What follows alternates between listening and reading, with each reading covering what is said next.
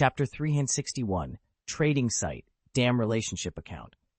Hagrid wiped the dust off the box, causing Aaron to take a step back, choking on the particles. But as soon as the box was opened, Aaron's eyes widened in disbelief. The wooden box was filled with all kinds of feathers, at least hundreds of them, including those from unicorns, hippogriffs, and even thestrals. Gulping hard, Aaron was taken aback. He knew Hagrid might have a collection, but he hadn't expected this many. These feathers could fetch at least 5,000 galleons on the black market, equivalent to the annual expenditure of a middle-level wizard family. The most astonishing part was that Hagrid had stored these treasures in a dusty box, treating them as if they were as insignificant as chicken feathers. "Is it enough? If it's not enough?" Hagrid began. "Enough, enough," Aaron hurriedly interrupted. "With enough special minerals and these magical animal products, producing thousands of special bullets shouldn't be a problem. Without using his thought body, if he maximized the power of Bianhua, the magic energy in his body would be drained after 10 shots. Conservatively, thousands of bullets would last him several years." "That's good," Hagrid said with a smile. "Feathers are the easiest to get, but blood, venom, and the like may harm the magical animals. As for teeth and bones, I can't give them to you. I can't take you to dig up the graves of magical animals." Aaron's mouth twitched slightly. He closed the box and gave Abe a wink. Shenglong strode forward, opened the pocket on his clothes, and the wooden box was sucked in like a huge whirlpool. "You've really helped a lot this time," Aaron said gratefully. "In the future, if you have any troubles that you can't solve, come to me. I will never refuse if it's within my ability." "No, really, no," Hagrid said with a simple and honest smile. "I should be the one to thank you. Thanks to you, Buckbeak was rescued." Aaron froze for a moment, and a few clear black lines gradually appeared on his forehead. He had specifically asked Harry and Hermione not to tell Hagrid, but now it seemed they were unreliable. Seeing Aaron fall silent, Hagrid immediately explained, "Don't get me wrong, it wasn't Harry and the others who told me." "Ha-ha! It's really not them. It was Dumbledore. He told me that Buckbeak saw a white, cat-sized creature before he was executed." Old stuff. Aaron gritted his teeth secretly. He thought he had been covert enough, but he didn't expect to be discovered. No wonder Dumbledore was chattering in the hut, and after coming out, pulled Fudge to look into the distance. He was probably buying time, worried that Abe wouldn't complete the task. Taking a deep breath, Aaron said, "Thank you anyway. I can't take these things for free, or I'll feel bad. If I give you a sum of galleons, it will be like buying them from you. The price will be fair, and I guarantee you won't suffer any disadvantages." "No, it really won't work," Hagrid waved his hand solemnly. "I treat those animals as friends and won't exchange them for money. Whether you want it or not is your business, but whether I give it or not is mine. You can use these galleons to raise more magical animals and make their lives slightly better. And if you want to chase the principle of Bose Batten's School of Magic, you need to change into a decent outfit and buy a high-end, elegant gift." Hearing this, Hagrid's heart was slightly touched. He glanced at the snails in the pumpkin patch outside the window, then at the ill-fitting suit on his body, and nodded hesitantly. Seeing that Hagrid had made a decision, Aaron smiled and turned to look at Abe. "Give me the money." "No," Abe immediately responded in dragon language. With reluctance written all over his face, Aaron sighed. The last time he gave Hermione 2 galleons and 2 sickles, it felt painful. This time, it was estimated to be at least 4 digits. To a dragon who loves to roll in gold coins, it was no different from cutting flesh. "Take it out. Don't think I don't know. I've stashed all the working capital from my store. My income over the past few years should be at least 8,000, if not 10,000, Aaron said sternly. Abe remained unmoved, clutching his pockets with his paws, refusing to let go. "All right." Aaron decided to take matters into his own hands. He grabbed Abe's hind legs with both hands and lifted him into the air. With a shake, a pile of gold coins slipped out of Abe's pockets, quickly forming a heap as high as the dining table on the floor. Seeing that the amount was almost right, Aaron put Abe down. Noticing the dragon's tearful expression, Aaron patted its head affectionately and said, "You've seen mountains of gold before. Why are you so reluctant to part with such a small amount? I'll ask Butler Gins to bring you a box as compensation." Only then did Abe stop tearing up and buried his head in Aaron's arms, looking aggrieved. "About 4,000 to 5,000 galleons, slightly lower than the black market, but normally speaking, this price is definitely not low," Aaron remarked. "Okay," Hagrid nodded blankly. He had seen large sums of money before, having visited Dumbledore's vault, but this was the first time he had seen such a method of withdrawing money. Crunch! At that moment, the door to the room suddenly opened, revealing a pretty girl with silver hair, Beauxbaton's warrior, Fleur Delacour. Aaron and Hagrid turned their heads simultaneously, embarrassment evident on their faces.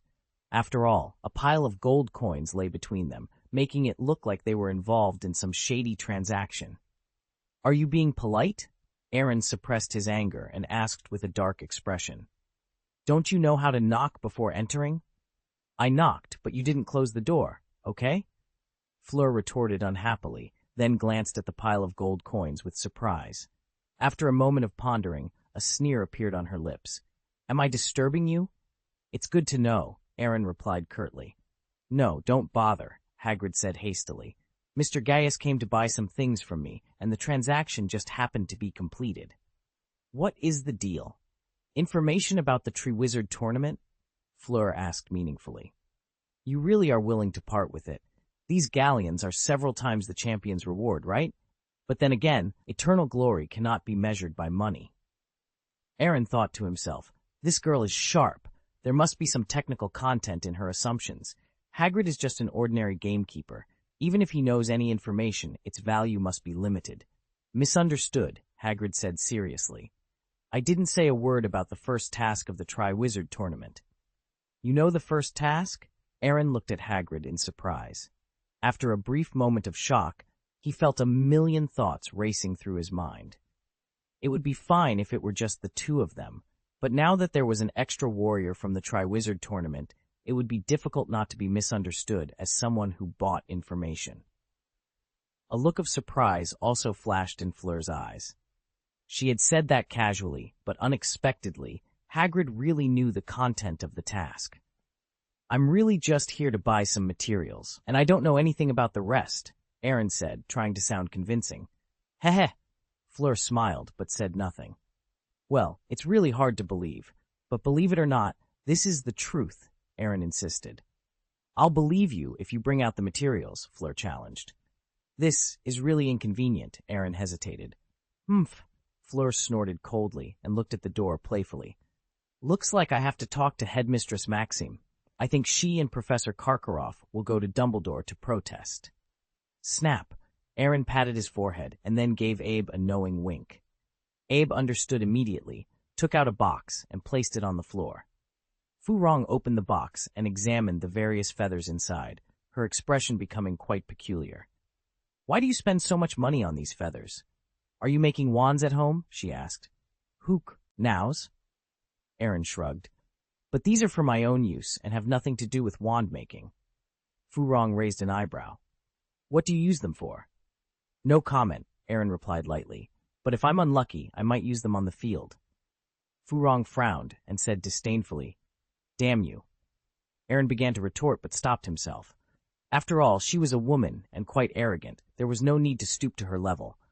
"After the game, I'll wait for you to apologize to me," he said through gritted teeth before leaving with Ab in his arms. Fleur, Hagrid, and Hagrid's pet Fang were left in the hut, and the atmosphere grew somewhat tense. After 10 seconds, Hagrid broke the silence. "Although Referee Adrian is indeed Aaron's sister, it doesn't mean he got in through the back door. On the contrary, I've never seen a better wizard than him." "We'll see," Fu Rong replied indifferently. "Miss Delacour, what do you want from me?" Hagrid asked. "Principal Maxim asked me to invite you over," Fu Rong said calmly. "Our carriage is relatively close to your residence and also near the Forbidden Forest. She hopes you can tell us some precautions." Of course. "Dumbledore reminded me too," Hagrid said, straightening his hair as best he could. "Wait a minute. I'll be right there." "Sir," Fu Rong said with a bright smile, a trace of eagerness in her tone, "the first event of the Triwizard Tournament." "I really can't say," Hagrid replied awkwardly. "According to the regulations, this is not something you should know now, and I only have a rough idea. I can't be sure until the Ministry of Magic ships them over.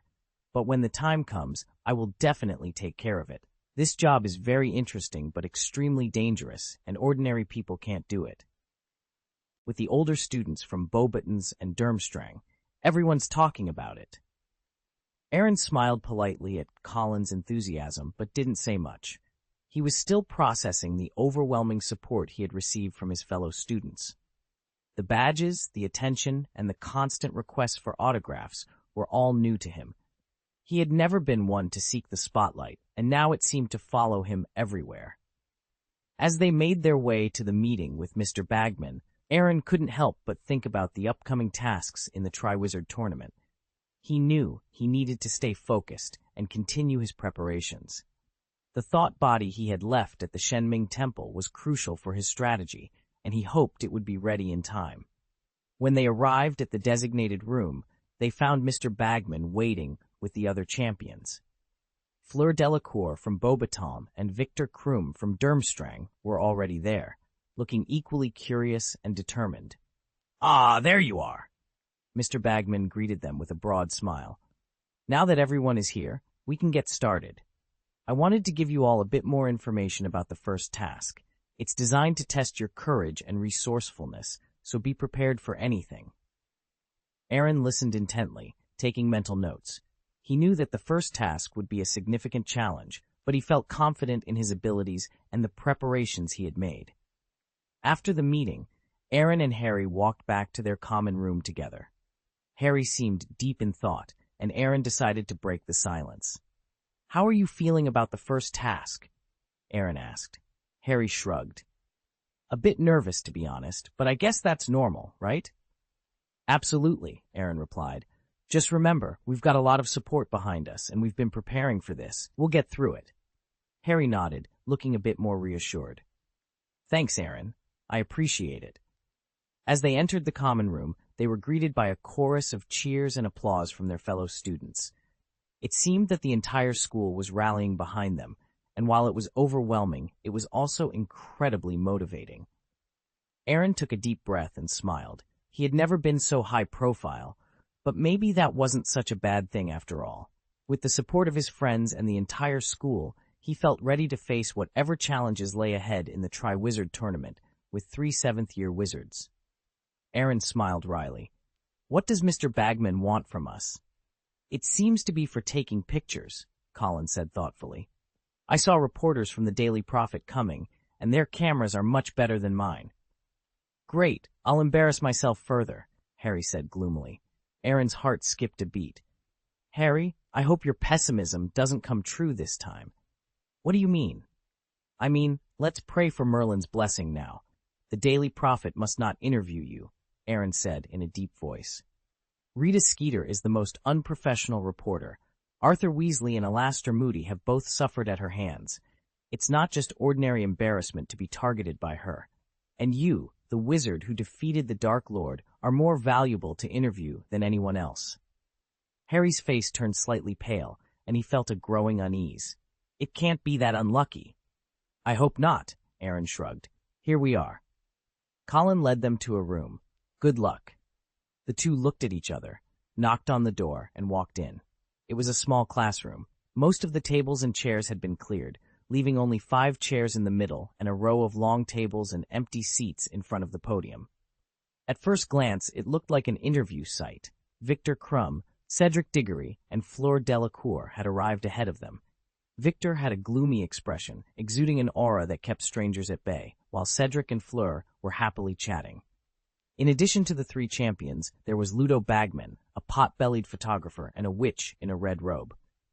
"Harry, did you pray just now?" Aaron said half-jokey. "Gly. Didn't have time." "That's unfortunate," Aaron sighed.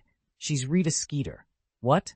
Harry looked at the gorgeously dressed witch with jewel-studded glasses and felt a pang of dread. At that moment, he just wanted to disappear. It was bad enough to be forced into the extremely dangerous Triwizard Tournament. He didn't want to experience public humiliation before it even began. "Here they come," Bagman said to Rita Skeeter, "the 4th and 5th champions." "Mr. Bagman," Aaron said directly, "I still have some things to do, so—" "Understood." I won't waste much of your time. It's the wand testing ceremony, and the other judges will be here shortly. Is it just to test the wands?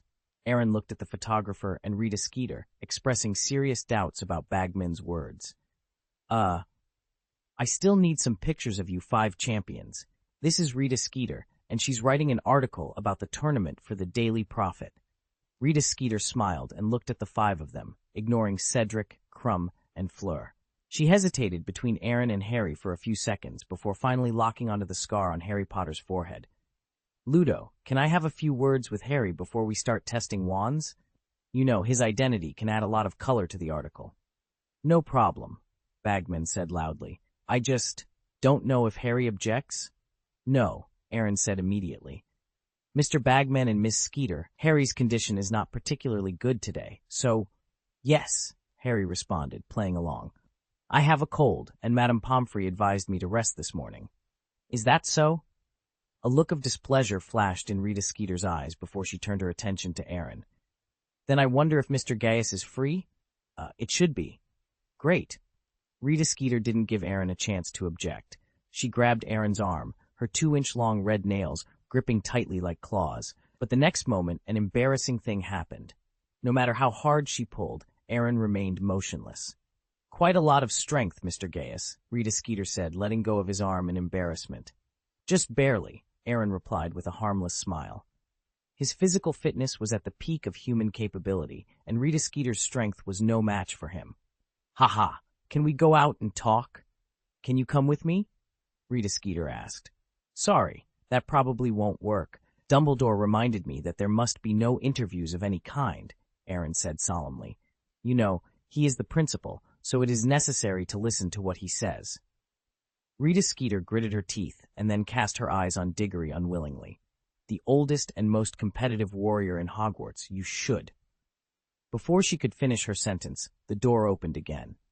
Albus Dumbledore walked in first, followed by Barty Crouch, Professor Karkaroff, Miss Maxim, Adrian K. Ryan, and finally, Garrick Ollivander.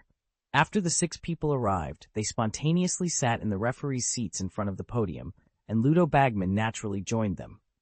You guys go ahead first, Rita Skeeter said wittily, stepping aside with the photographer.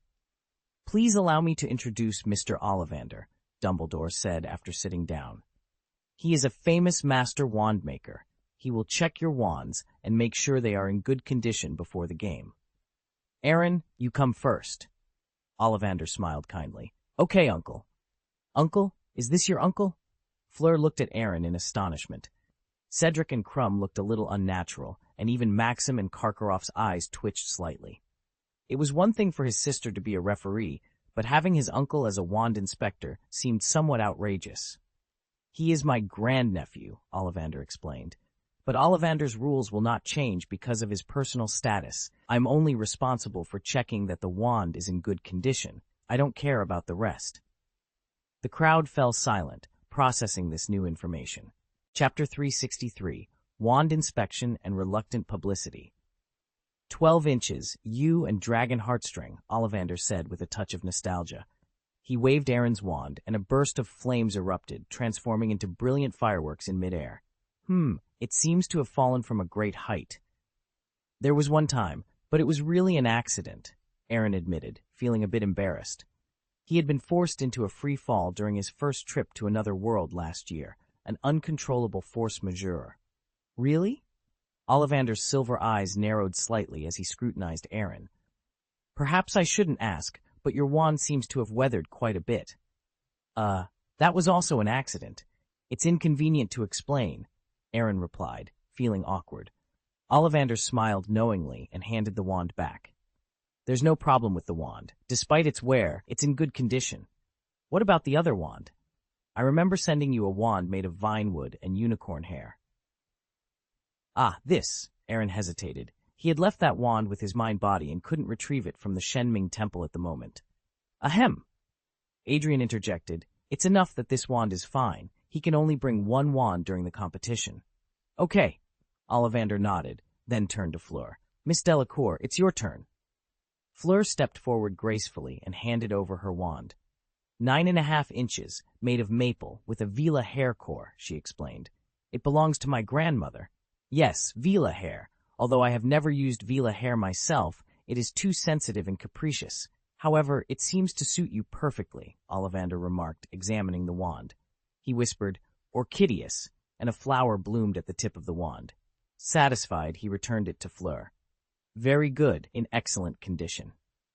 Next was Cedric Diggory. His wand, purchased from Ollivander, was made of ash with a unicorn tail hair core, 12¼ inches long. The condition is excellent. You must take regular care of it, Ollivander praised, admiring Cedric's dedication.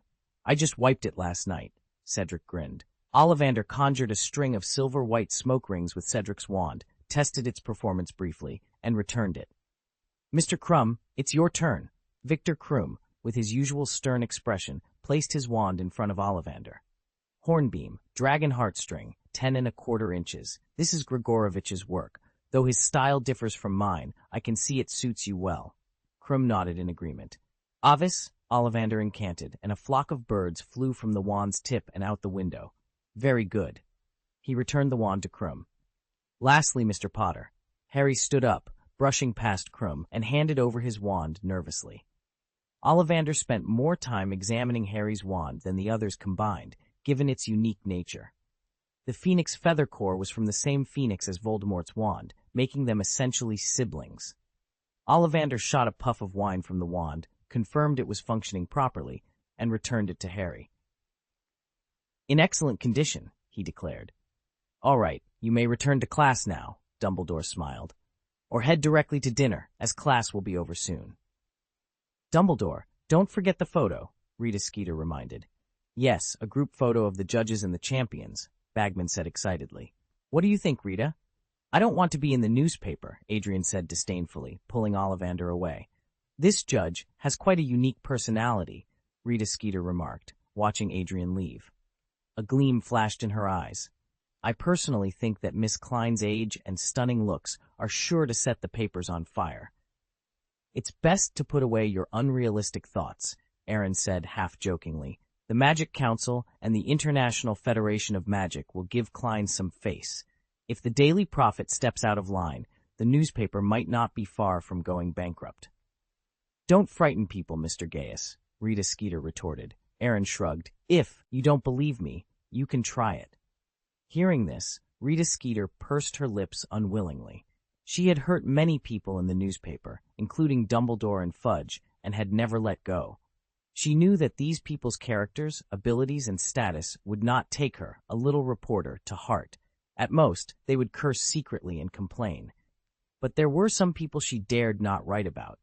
If what Aaron said was true, then Adrian could make her unemployed in a few minutes. She couldn't afford to offend such people. The lack of a referee doesn't mean you can't take pictures, Rita Skeeter said somewhat unnaturally, then let the photographers take their positions. Because the room was relatively small, and there was a giant among the referees, it took the photographer more than 20 minutes to fit the 5 warriors and 5 referees into the shot. The moment the photographer pressed the shutter, Aaron decisively moved his body back. He stood next to Maxim, and with her 3-meter-high body and a part of the shadow covering most of his body, only a small half of his side face was exposed, making him not too conspicuous in the photo. But Krum seemed to have made the same decision, which surprised him. Have you made a mistake? You are a big star, and you hide more tightly than me. The most conspicuous one was Harry Potter. Originally, the photographer assigned Fleur as the central position, but Rita Skeeter insisted on pulling Harry to the most prominent spot. After the group photo shoot, Rita Skeeter insisted on taking solo photos of the warriors. After the referees left, she looked at the 5 warriors with a smile on her face. It's a little known news. Who will take the first photo?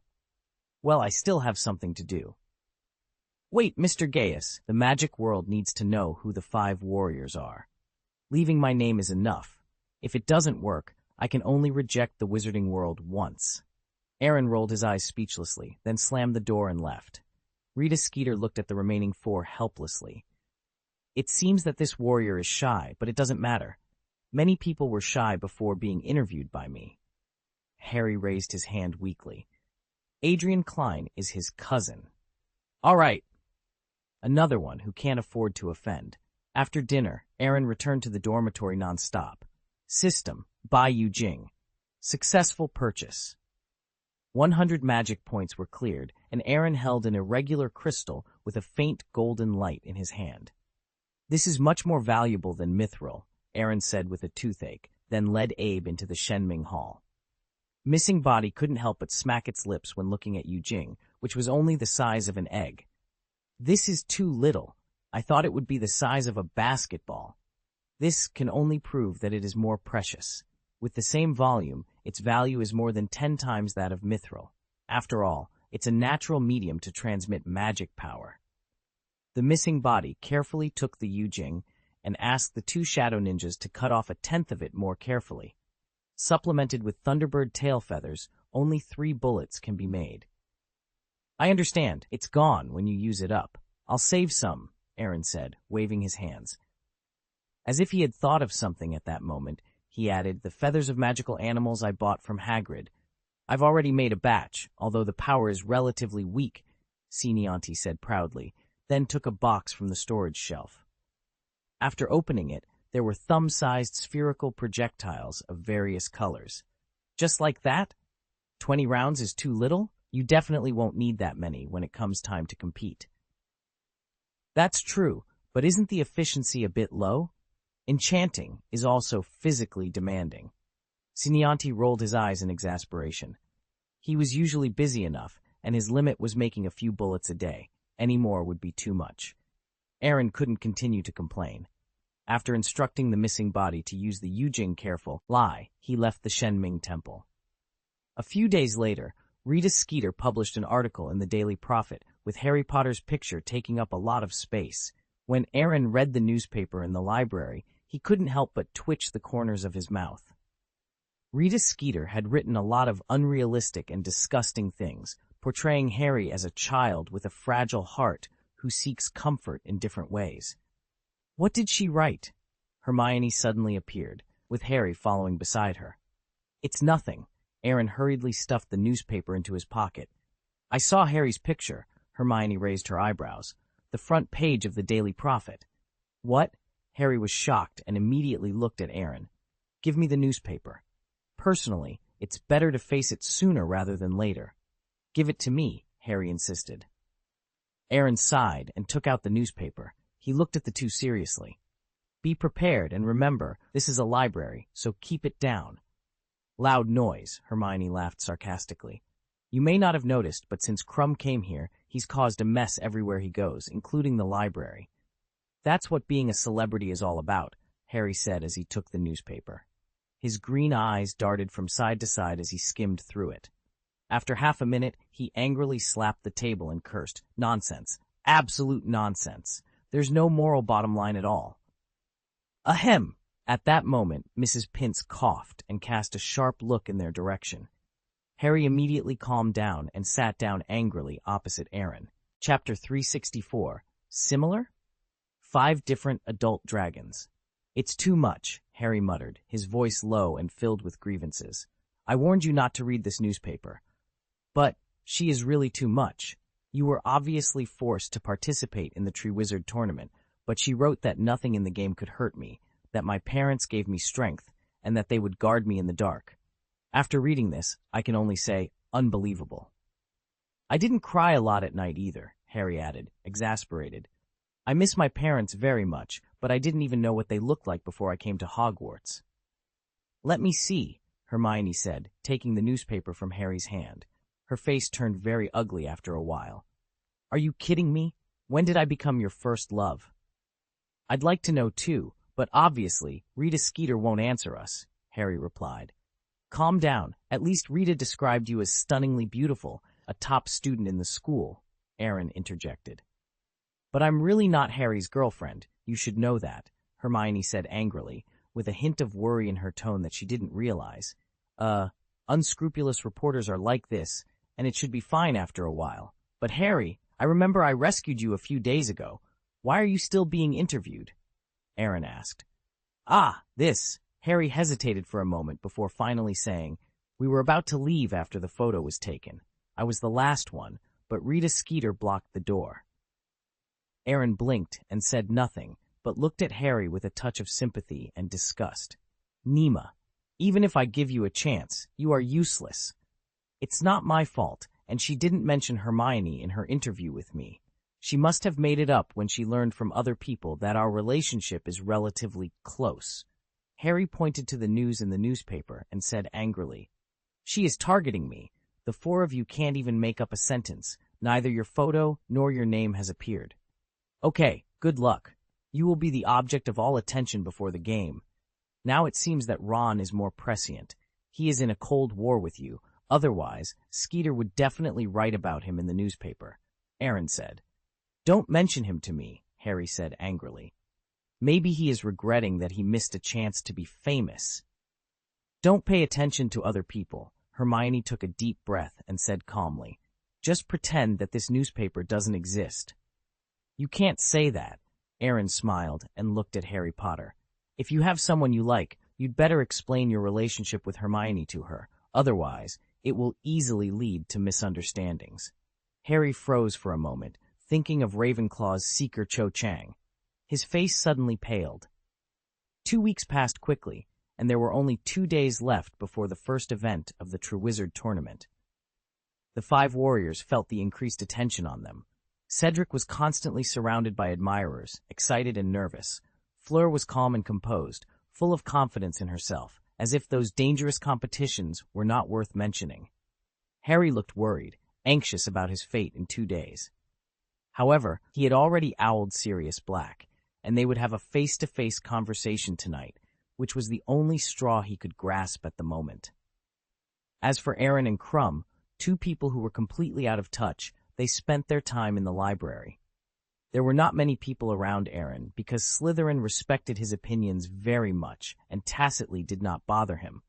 But Crumb's celebrity status surrounded him with girls. Sad! Aaron shook his head at Crumb. He could feel that the big star didn't like this atmosphere, but it was hard to refuse, or it was useless to say no. At this moment, Abe, who was dozing off on the table, suddenly opened his eyes. He stood up, sniffed the air for a while, and then let out a dull growl. Aaron was taken aback, and his right hand, which was drawing forbidden magic, couldn't help but shake. Hey, I've worked hard for over an hour. You better give me a perfect explanation, or your supper this. The Norwegian Ridgeback, Aaron whispered to himself, recognizing the different species of dragons. Each one was a formidable creature, and seeing them all together was both awe-inspiring and terrifying. Hagrid and Madame Maxime stood at the edge of the field, their faces illuminated by the fiery glow of the dragon's breath. Hagrid's usual jovial demeanor was replaced by a look of deep concern, while Madame Maxime appeared equally serious. These dragons are for the first task of the Triwizard Tournament, Aaron thought, his suspicions confirmed. This is going to be more dangerous than I anticipated. Aaron and Abe continued to observe from their hidden vantage point. The wizards managing the dragons were clearly experienced, but even they struggled to keep the beasts under control. The dragons roared and thrashed against their restraints, their powerful bodies straining against the iron chains. We need to be careful, Aaron whispered to Abe. If we're discovered, it could jeopardize everything. Abe nodded, his excitement tempered by Aaron's caution. They watched as Hagrid and Madame Maxime exchanged a few more words before turning back towards the castle. Harry, still under his invisibility cloak, followed them at a safe distance. Aaron decided it was time to leave as well. He and Abe quietly retreated from their hiding spot and made their way back to the castle. The night was still and quiet, the only sounds being the distant roars of the dragons and the rustling of leaves in the forbidden forest. As they approached the Slytherin common room, Aaron's mind raced with thoughts of the upcoming task. He knew he had to prepare, but he also had to maintain his cover. The challenge would be to balance his true abilities with the need to appear as just another student. We'll need a plan, Aaron said to Abe as they entered the common room. A way to handle the dragons without revealing too much. Abe nodded in agreement, his eyes reflecting the same determination that Aaron felt. They had faced many challenges together, and this would be no different. Aaron spent the next few days researching dragons and their weaknesses, formulating strategies that would allow him to navigate the first task without drawing too much attention. He practiced spells and techniques in secret, always mindful of the need to keep his true power hidden. The day of the first task arrived, and the atmosphere at Hogwarts was electric with anticipation. The students gathered around the arena, eager to see the champions face off against the dragons. Aaron stood with the other competitors, his heart pounding in his chest. As the first champion stepped forward to face their dragon, Aaron took a deep breath and steeled himself for what was to come. He knew that this was just the beginning, and that the true test of his abilities and resolve lay ahead. But with Abe by his side and a carefully crafted plan in place, Aaron felt ready to face whatever challenges the Triwizard Tournament would throw at him. The Australian Opali, Aaron murmured. He had only seen these dragons in illustrated books before, but he never expected to see one alive today. "Stay back, Hagrid," yelled a wizard holding chains. "They can spit fire 20 feet away. I've seen this treetop dragon spit 40 feet. Aaron silently noted this information. If he ever had to face a treetop dragon, he would need to maintain a safe distance of at least 50 feet. "On the count of 3, cast the stunning charm together," shouted another wizard. The wizards in front of each dragon took out their wands in unison. After counting to 3, they all shouted, "Stupefy!" Each dragon was hit with at least 7 stunning spells, gradually calming down and lying on the ground. Their mouths were wide open, and black smoke mixed with sparks billowed from their nostrils. The dragon trainers lowered their wands and reinforced the chains while the dragons were asleep. They tied the dragons firmly to iron posts and used their wand to nail the posts into the ground. "Well, Hagrid?" One of Ron's older brothers, Charlie Weasley, approached. "It should be all right now. We gave them sleeping pills. I thought waking them up at night would make them feel better, but it seems they are still not happy." "What kinds are there, Charlie?" Hagrid asked. "Hungarian horntail, Welsh green, Swedish short snout, Chinese fireball, and Australian opali," Charlie replied. Madame Maxime began to walk around the enclosure as if wanting to observe each dragon up close. Charlie noticed this and frowned. "Hagrid, why did you bring her here too? She's sure to tell her students, but the warriors shouldn't know about this before the game." "She's just here to see them," Hagrid said, staring at the dragons obsessively. "The event of the competition isn't to fight the dragons, is it?" "Probably not. It's an almost impossible task for the warriors. I think it depends on luck to just pass by them. As long as you don't encounter the Hungarian horntail, you should be fine. It's the most dangerous. These are female dragons who are going to hatch eggs, and we brought a brood of dragon eggs." "Dragon eggs?" Hagrid moaned involuntarily, a strange look of deep longing in his eyes. "I'm counting on you, Hagrid. You better not have any wrong ideas," Charlie warned helplessly. He knew all too well how obsessed Hagrid was with dragons. Chapter 365, Fate or Rules.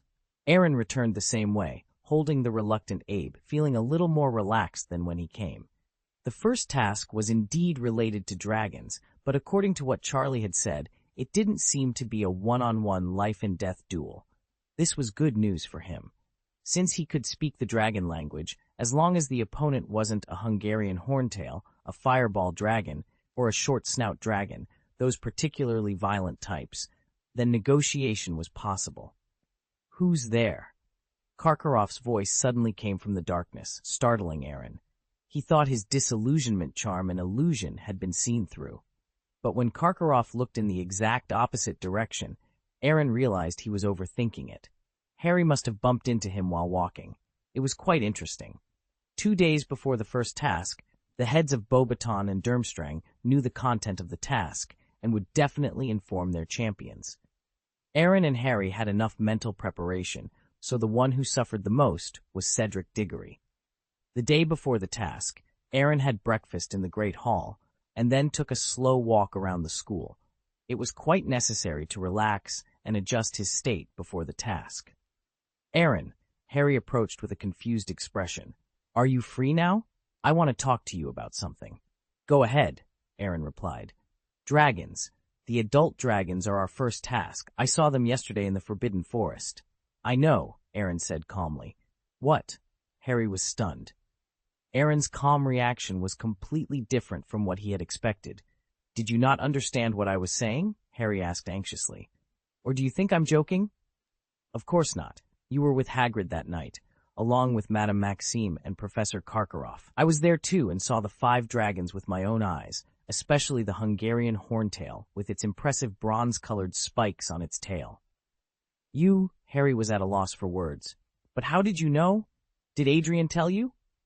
"Don't be funny. She's quite polite, but she wouldn't tell me this," Aaron said, stroking Abe in his arms. "But I have Abe, and he sensed the dragon's presence when they were brought in." "So that's it," Harry said, understanding dawning on him. "Have you figured out how to pass this task?" "That depends on the specific situation. We only know that the first task is related to dragons, but it's definitely not a life-and-death struggle with them." "Do you have any ideas?" Harry asked bitterly. "You know me, one breath from a dragon and I might be gone." Aaron hesitated for a moment, then shook his head helplessly. "I have my own methods, and there are more than one, but none of them suit you. You can ask Professor McGonagall or Professor Moody. They might have good ideas." "But the champions aren't supposed to know the task in advance, right? Is fate more important, or are rules more important?" Aaron asked with a meaningful smile. "If you're really worried about this, why did you tell me about the task?" "Understood," Harry nodded heavily. "I'll go to Professor Moody. One more thing," Harry added. "Sirius guessed it was Karkaroff who put my name in the Goblet of Fire. He used to be a Death Eater." "What?" Aaron's eyes widened in astonishment. This was truly outrageous. It was one thing for a giantess to become the headmistress of Beauxbatons, but a Death Eater as the headmaster of Durmstrang? Compared to Dumbledore, the identity of the White Devil seemed much more prestigious. Karkaroff used to be a Death Eater, but after he was caught, he confessed the names of many of his accomplices. He committed crimes and performed meritorious deeds, so he was released from Azkaban. Professor Moody was specially invited by Dumbledore to monitor him. "Talent," Aaron laughed. "Karkaroff's current situation is not very good. The Dark Mark has appeared more determined. He knew he had to be on the list to be liquidated after Voldemort's comeback. Perhaps, but the point now is that we have to watch out for him. Not just him, but Durmstrang's warrior, Victor Krum," Aaron said. "Understood, I will pay attention," Harry replied. He knew Karkaroff had a problem, and naturally, his students were suspicious too. "That's all I have to say," Harry shrugged. "It's only fair that I have to tell Cedric about the first task before I go to Professor Moody." "Whatever." After Harry left, he found Cedric on a lawn, surrounded by several Hufflepuffs, making him easy to spot. "Cedric, can I speak to you?" Harry asked. "Sure," Cedric replied. After confirming that no one else was around, Harry told him that dragon fighting was the first task. Cedric was taken aback, and for the first time, fear appeared in his gray eyes. "Are you sure you're not kidding?" Cedric asked. "I saw it with my own eyes. 5 dragons, one for each of us. Maybe just passing them, but even that is dangerous," Harry explained. "Do Fleur, Krum, and Aaron know?" Cedric inquired. "They all know," Harry confirmed. "Okay." Cedric pursed his lips, then looked at Harry suspiciously. "Why did you tell me?" "Maybe it's for fairness. I can't watch you face those giants unprepared," Harry said earnestly. "So you're ready?" Cedric asked with interest. "Not yet. No," Harry admitted shyly.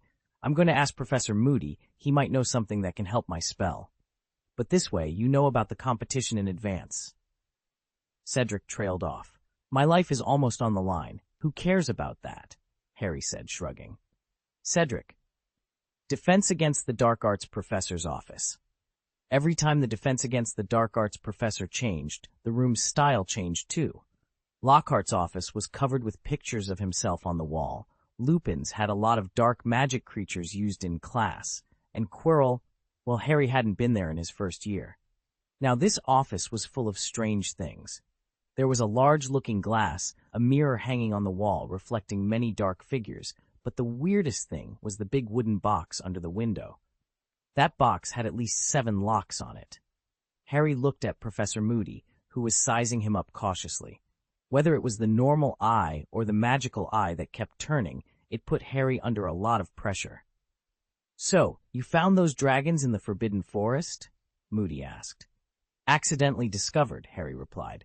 "It doesn't matter. Cheating is also an old tradition in the Triwizard Tournament, Moody smiled indifferently. So how do you plan to deal with the dragon? I haven't made up my mind yet, Harry admitted.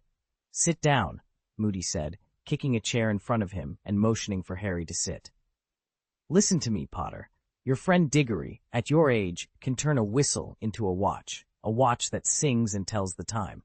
Miss Delacour, she is not just a little princess who can only act spoiled. Crumb has well-developed limbs and a simple mind, but he has a headmaster, Karkaroff, who is better than ghosts. As for Gaius, I don't know much about him, but he mastered an unforgivable curse last year, and behind him stands a referee with a strong background. No matter how they appear to be at odds, Adrian will definitely not watch him have an accident. Each of them has their strengths, Potter. What are your strengths? I don't know, Harry said embarrassedly. I can fly. I fly pretty well, but I know, Moody nodded, gratified. Flying very well. But brooms are not allowed in the competition, Harry pointed out. But it didn't say you can't use a wand, Moody said meaningfully. Harry froze for a moment, then suddenly realized. Adrian had explained that everyone could only bring one wand into the arena, but how to use it depended on the warrior himself. This meant he could use a broomstick. He just needed to summon it to the arena in a logical way. Summoning spells. Yes, summoning spells. This spell was taught by Professor Flitwick. Although he wasn't very proficient, he still had a certain foundation. The game started tomorrow afternoon, and he still had a day to train. He had no other choice. Whether he could succeed or not, he had to succeed. Having figured this out, Harry felt more determined. Harry immediately left the Defense Against the Dark Arts classroom and hurried to find Hermione for help. To practice the summoning spell, he needed the guidance of a master student. Originally, Aaron would have been the most suitable, but as a Triwizard Tournament champion, he might not have the time to teach him. Harry had barely mastered the spell after practicing from the afternoon until the early morning. He still wasn't very confident. All his training had been confined to the classroom, and the match scene was far removed from the firebolt. He hadn't yet tried the long-distance summoning of the spell. Despite this, most of the anxiety in his heart had dissipated. Before today, he had felt nothing but panic, but now he could at least see a glimmer of hope. However, upon waking up, the atmosphere of tension and excitement in the school made him feel anxious again. In such tension, time seemed to pass very quickly. He had been in class just a moment ago, but when he came back to his senses, he found himself in the auditorium.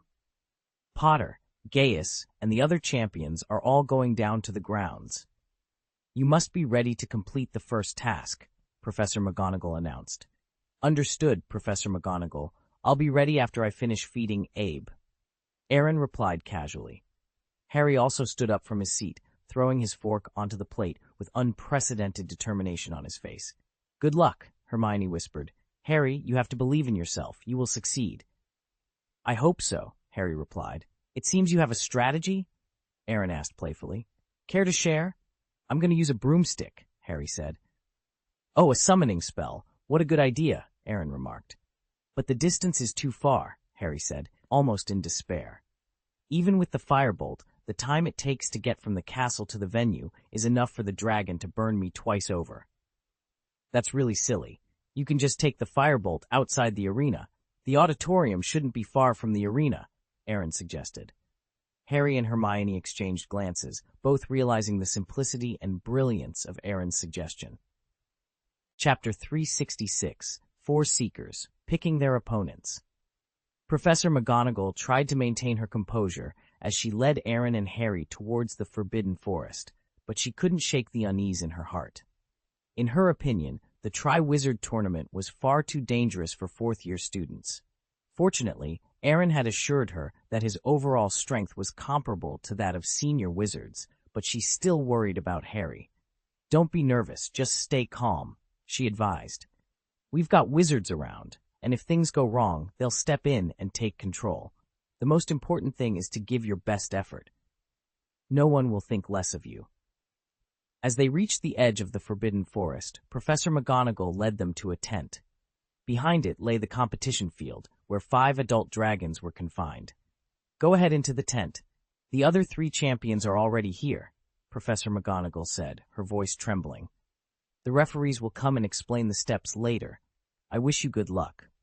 Aaron and Harry exchanged glances and walked into the tent.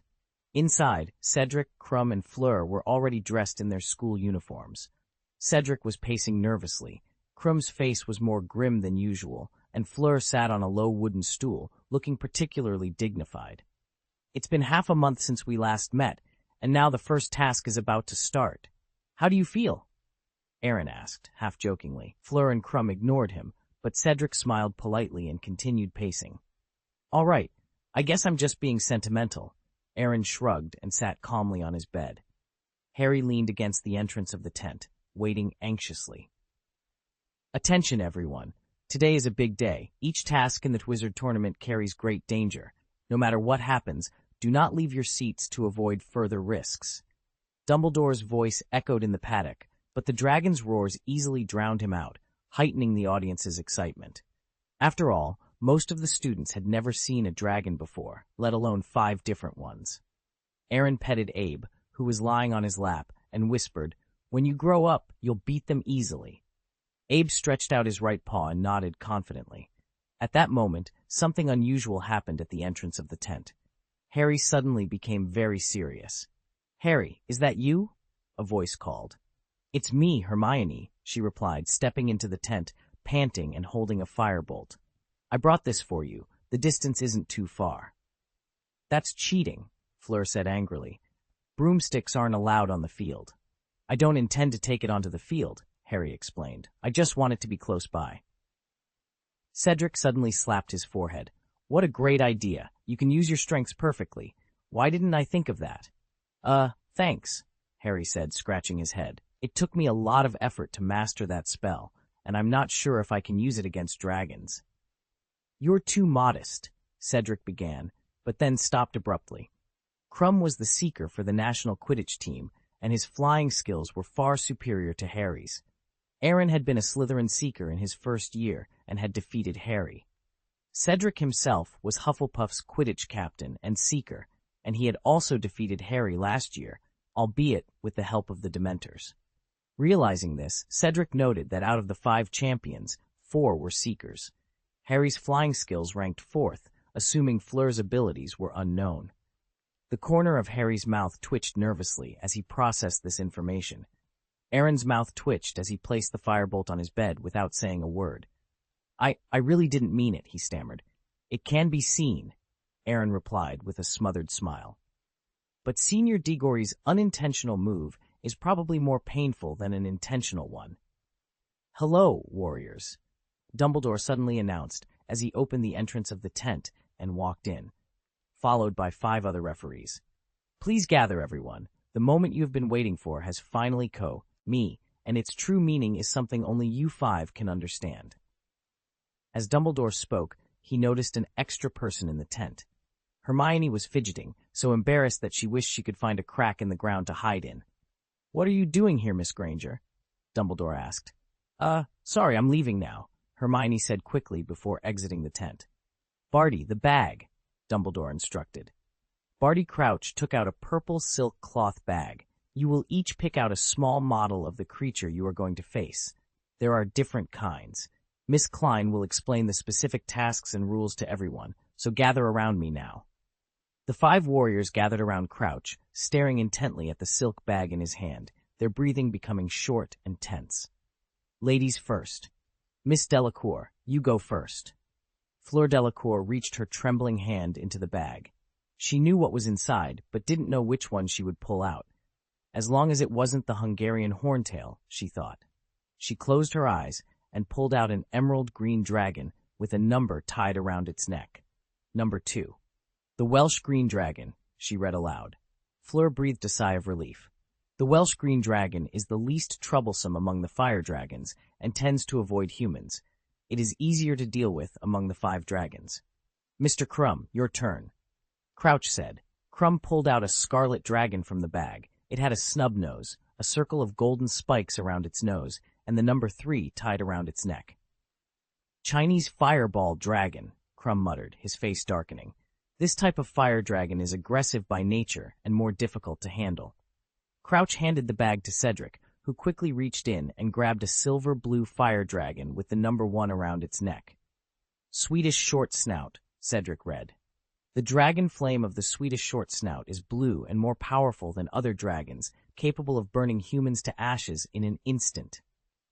Why don't you go first? Harry suggested to Aaron. Are you sure? Aaron asked with a playful smile before reaching into the bag.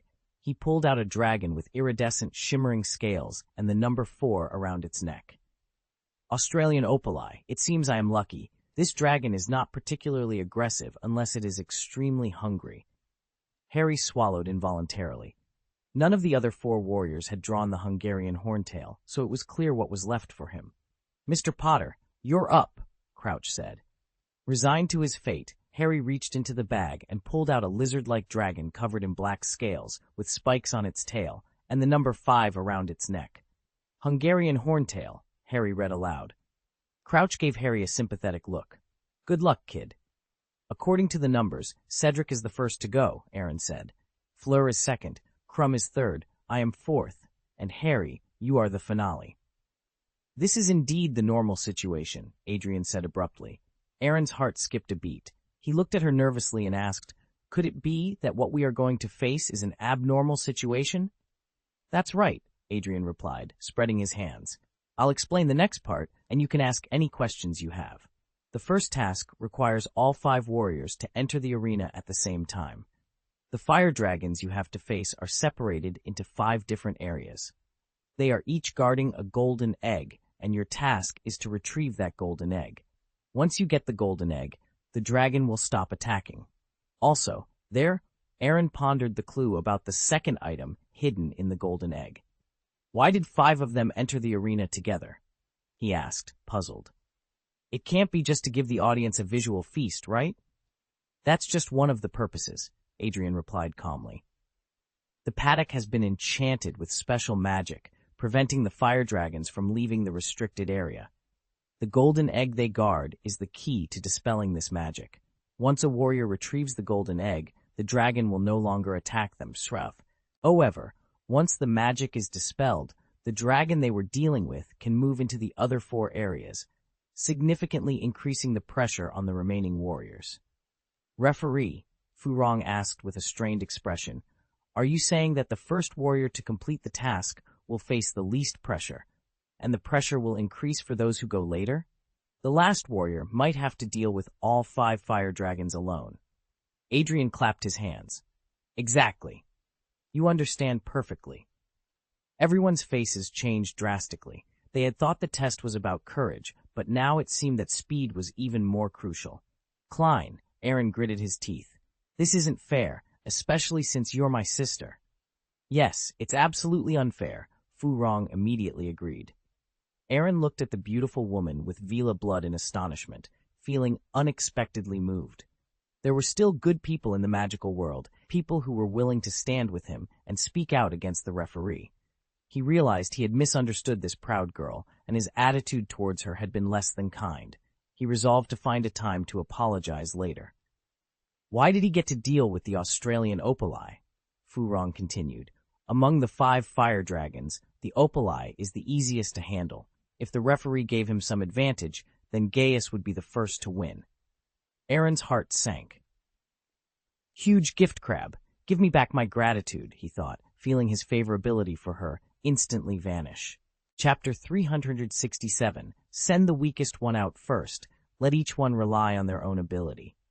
Miss Delacour, Aaron said, looking at the aggressive Fleur with a mix of anger and amusement.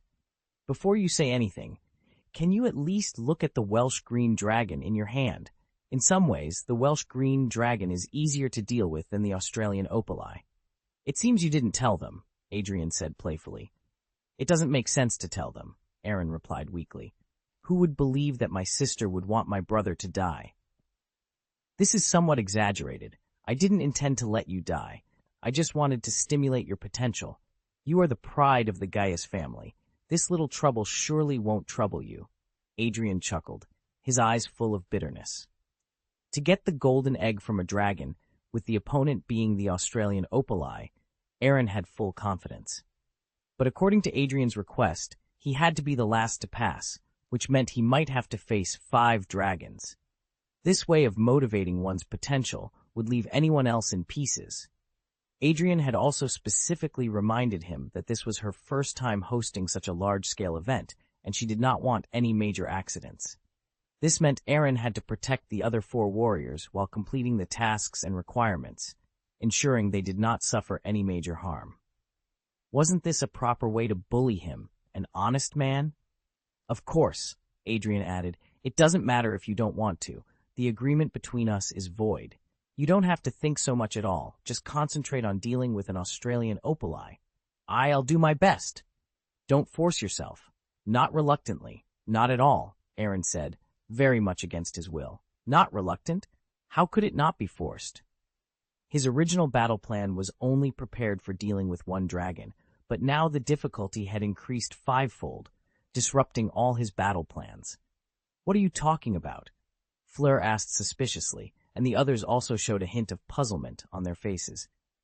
It has nothing to do with you, Miss Delacour, Adrian smiled meaningfully. Also, I can tell you very clearly that I will not help anyone cheat, even if he is my younger brother. Referee, Cedric asked, if the fire dragon can't leave the restricted area, can we join hands to deal with a fire dragon? That's exactly what I'm going to say next. Unless the fire dragon is defeated by the warrior and leaves its restricted area, other warriors cannot join forces to fight against the enemy, otherwise points will be deducted. Any more questions, Mr. Diggory? Nothing. Warriors, I wish you good luck, Dumbledore said. Let's preside over the order of the venue first, and you can go on stage when you hear the cannon fire. Everyone has been divided into designated areas. After the referees left, Aaron sat on the bed, slumped, thinking about what he should do. Although those dragons were incomparable to Smaug, 5 adult dragons were not easy to deal with, and it might not be possible to pass this level without using some of his hidden abilities. Everyone knows the rules now. Aaron pondered for a long time, then stood up and said, I think we have to make a plan. Otherwise, it will be more dangerous as we go along. How to plan? Cedric shook his head, clearly without much hope.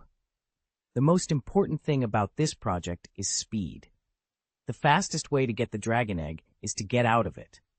The first person to clear the customs has the least pressure, but the pressure faced by the last person is 5 times that of the first person.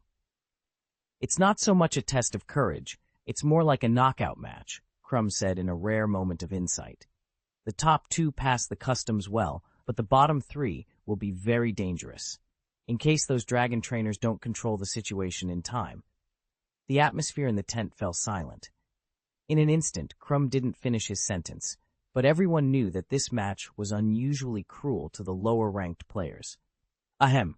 Aaron raised his right hand and suggested, how about sending the weakest one out first? Are you talking about yourself? Fleur sneered. I'm not satisfied with the Australian egg eye, and you still want to use us to help you pass the level? Fleur Delacour, how deep is your prejudice against me? Aaron rolled his eyes. I mean, send Harry Potter out first. Me? Harry pointed at himself, feeling both annoyed at being underestimated and hopeful.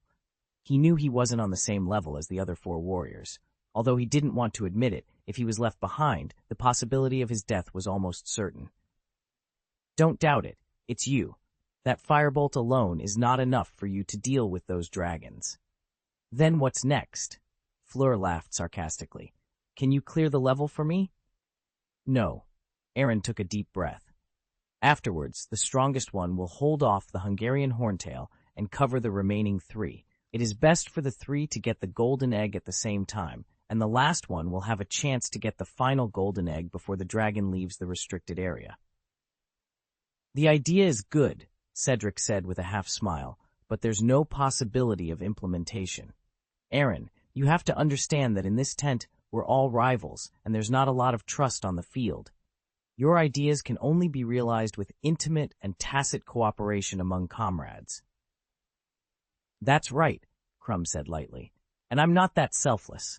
I can't take such a big risk to cover you through the customs. You may have misunderstood something, Aaron said awkwardly but politely. The most powerful one I mentioned was myself. Everyone looked at each other in blank dismay, doubts written all over their faces. Are you kidding me? Fleur said angrily. You mean none of our 3 17-year-old wizards are your opponents? Maybe so. I have seen the conceit of a Hogwarts student today. You have to believe me. This is the best way. We can pass this level with the least cost. Gaius, it's not that we don't believe you, Cedric said with a stiff face. It's that we really can't believe you. We only know your age, Crumb said in a deep voice. We don't know anything about your strength, character, or reputation. It's impossible to trust you because of an inexplicable plan. It's true, Harry said abruptly. I can guarantee that Aaron's strength is not weaker than yours. Cut, Fleur smiled contemptuously. Of course, you spoke for him. After all, this method is in your best interest. Sending out the weakest one first requires us to risk our lives to hold back the dragon until you defeat the Hungarian Horntail. But what I said is true. Aaron's strength is known to only a few in Hogwarts. Harry, Cedric said firmly, this is not a prank by the Weasley brothers. This tactic is very dangerous, much more dangerous than Quidditch, and he doesn't even have a reason to convince us. Okay. Aaron exhaled slowly and said reluctantly, My sister, Adrian Klein, one of the 6 referees, asked me to pass the level last. Is this reason enough? After the words fell, the other 4 warriors in the tent were dumbfounded. Even Harry Potter was no exception. You're not kidding, Cedric said in disbelief. She's your sister. You don't know her, Aaron said with a blunt, wry smile. Eldest sister has protected our brothers and sisters since childhood and treated us better than our parents, but her personality is rather weird and elusive. Except for the Quidditch World Cup, I haven't seen her for several years. This time she is targeting me. She wants to see how far my true strength has come during the few years she has been away. It's ridiculous, Fleur frowned. Using dragons for the test? She is a referee, and a referee named by the International Federation of Magic, with a detached status, Aaron explained. Crumb, Aaron said meaningfully. I'm sure she won't let me die. She might enjoy seeing me in a mess, but she'd be sad if something serious happened. I have a question, Fu Rong interjected. You can completely disagree with this request. It's inconvenient for me to explain the reason, but I must try to meet her request, Aaron sighed slightly. I've said everything I need to say. Let me know if you agree with my method. After a few seconds of hesitation, Crumb responded, Let's do it according to our abilities. I'm confident I can get the golden egg first. There's no need to take such a risk. I don't want to join this plan either, Fu Rong said softly. We are all rivals in the Tri-Wizard tournament. Who knows if you'll use us to become number 2, and I'm the weakest among the top 3, so I won't accompany you on this adventure. Cedric shrugged and remained silent, but his attitude was clear. Okay, I'm mentally prepared. Let's make it difficult, Aaron declared. Are you really going to be the last one to clear the level? Harry asked with concern. Otherwise, Aaron spread his hands helplessly. But that's not a bad thing for you. At least you won't face a 1-on-5 situation. Harry smiled awkwardly, then looked at the other 3 warriors. The awkward smile on his face was replaced by melancholy. 1-on-5 is impossible to handle, but 1-on-1 is necessary. No matter the reason, the Hungarian Horntail dragon can only be dealt with by him. He is no match for Cedric, Crumb, and Fleur, and it might end up being 2 against 5. He and Aaron, 2 fourth-year wizards, dealing with 5 adult dragons. This situation is much more difficult than 1-on-1. However, he wasn't too worried. After all, he and Aaron had cooperated many times over the past few years, and Aaron was his best teammate. Aaron felt like crying inside. He could naturally think of what Harry was thinking. A cross-stretching teammate, 5 adult fire dragons. The difficulty of this level was even more outrageous than he had anticipated. Chapter 368, Respective Means, The Advantages of Dragon Whisperers. Boom! Suddenly, gunfire rang out. The 5 warriors in the tent looked at each other and walked out together. As they entered the enclosure, hundreds of spectators cheered. Beauxbatons and Durmstrang students chanted the names of Fleur and Krum, while Hogwarts showed 3 different kinds of support. The paddock was distributed in a fan shape, filled with large and small irregular stones. To facilitate the warriors' performance, a traceless stretching spell had been cast inside, making the space much larger than it appeared. Gollum! Harry looked at the Hungarian Horntail crouching low, guarding the dragon's egg with its wings folded, and couldn't help but swallow nervously. His preparation for this match was only a summoning spell, but he had to lure the horntail away before he could get the golden egg among the pile of dragon eggs. "Don't be nervous. Look at how calm they are," Aaron comforted him. "They're all in the 7th grade and have received 3 more years of magical education than us. I only have a broomstick. How could I not be nervous?" Harry replied. "That's true," Aaron said, raising his eyebrows hesitantly. "Actually, I wanted to say just now that you still have an invisibility cloak, but you didn't bring it." Water law. Harry felt his heart twitch inexplicably. He had never experienced the Cruciatus curse, but at this moment he felt as if he had been under the unforgivable curse. It hurt too much. He could think of summoning the firebolt with the summoning spell, but he forgot that he had a more practical magic item than the firebolt. Are you okay?" Aaron asked. "It's okay, I'm fine," Harry said, far-fetched. "That's best." Aaron put Abe down. "It's enough to send me here. You go to the eldest sister first." Abe glanced at the Australian opali in the paddock, bared his teeth at it, and turned to leave. "Next, the 5 warriors will be invited to enter the arena," Bagman announced, blowing his whistle and acting as a commentator from the referee's seat. "Everyone, take care," Aaron said as he strode towards the 4th area. "I will give you a little assistance when necessary." "I hope we can all get the golden eggs safely," Cedric sighed, then walked towards the 1st area.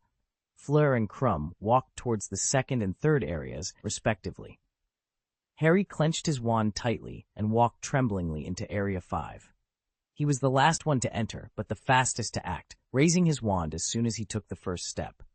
"Firebolt, come!" he shouted. Whoosh! The firebolt flew out of the tent quickly and landed in Harry's hand within seconds. He didn't dare to delay, turned over, and stepped on the broom. Kicking his feet on the ground, he rose into the air. Flying steadily, he felt a strong sense of security. Flying was the best skill of a genius seeker.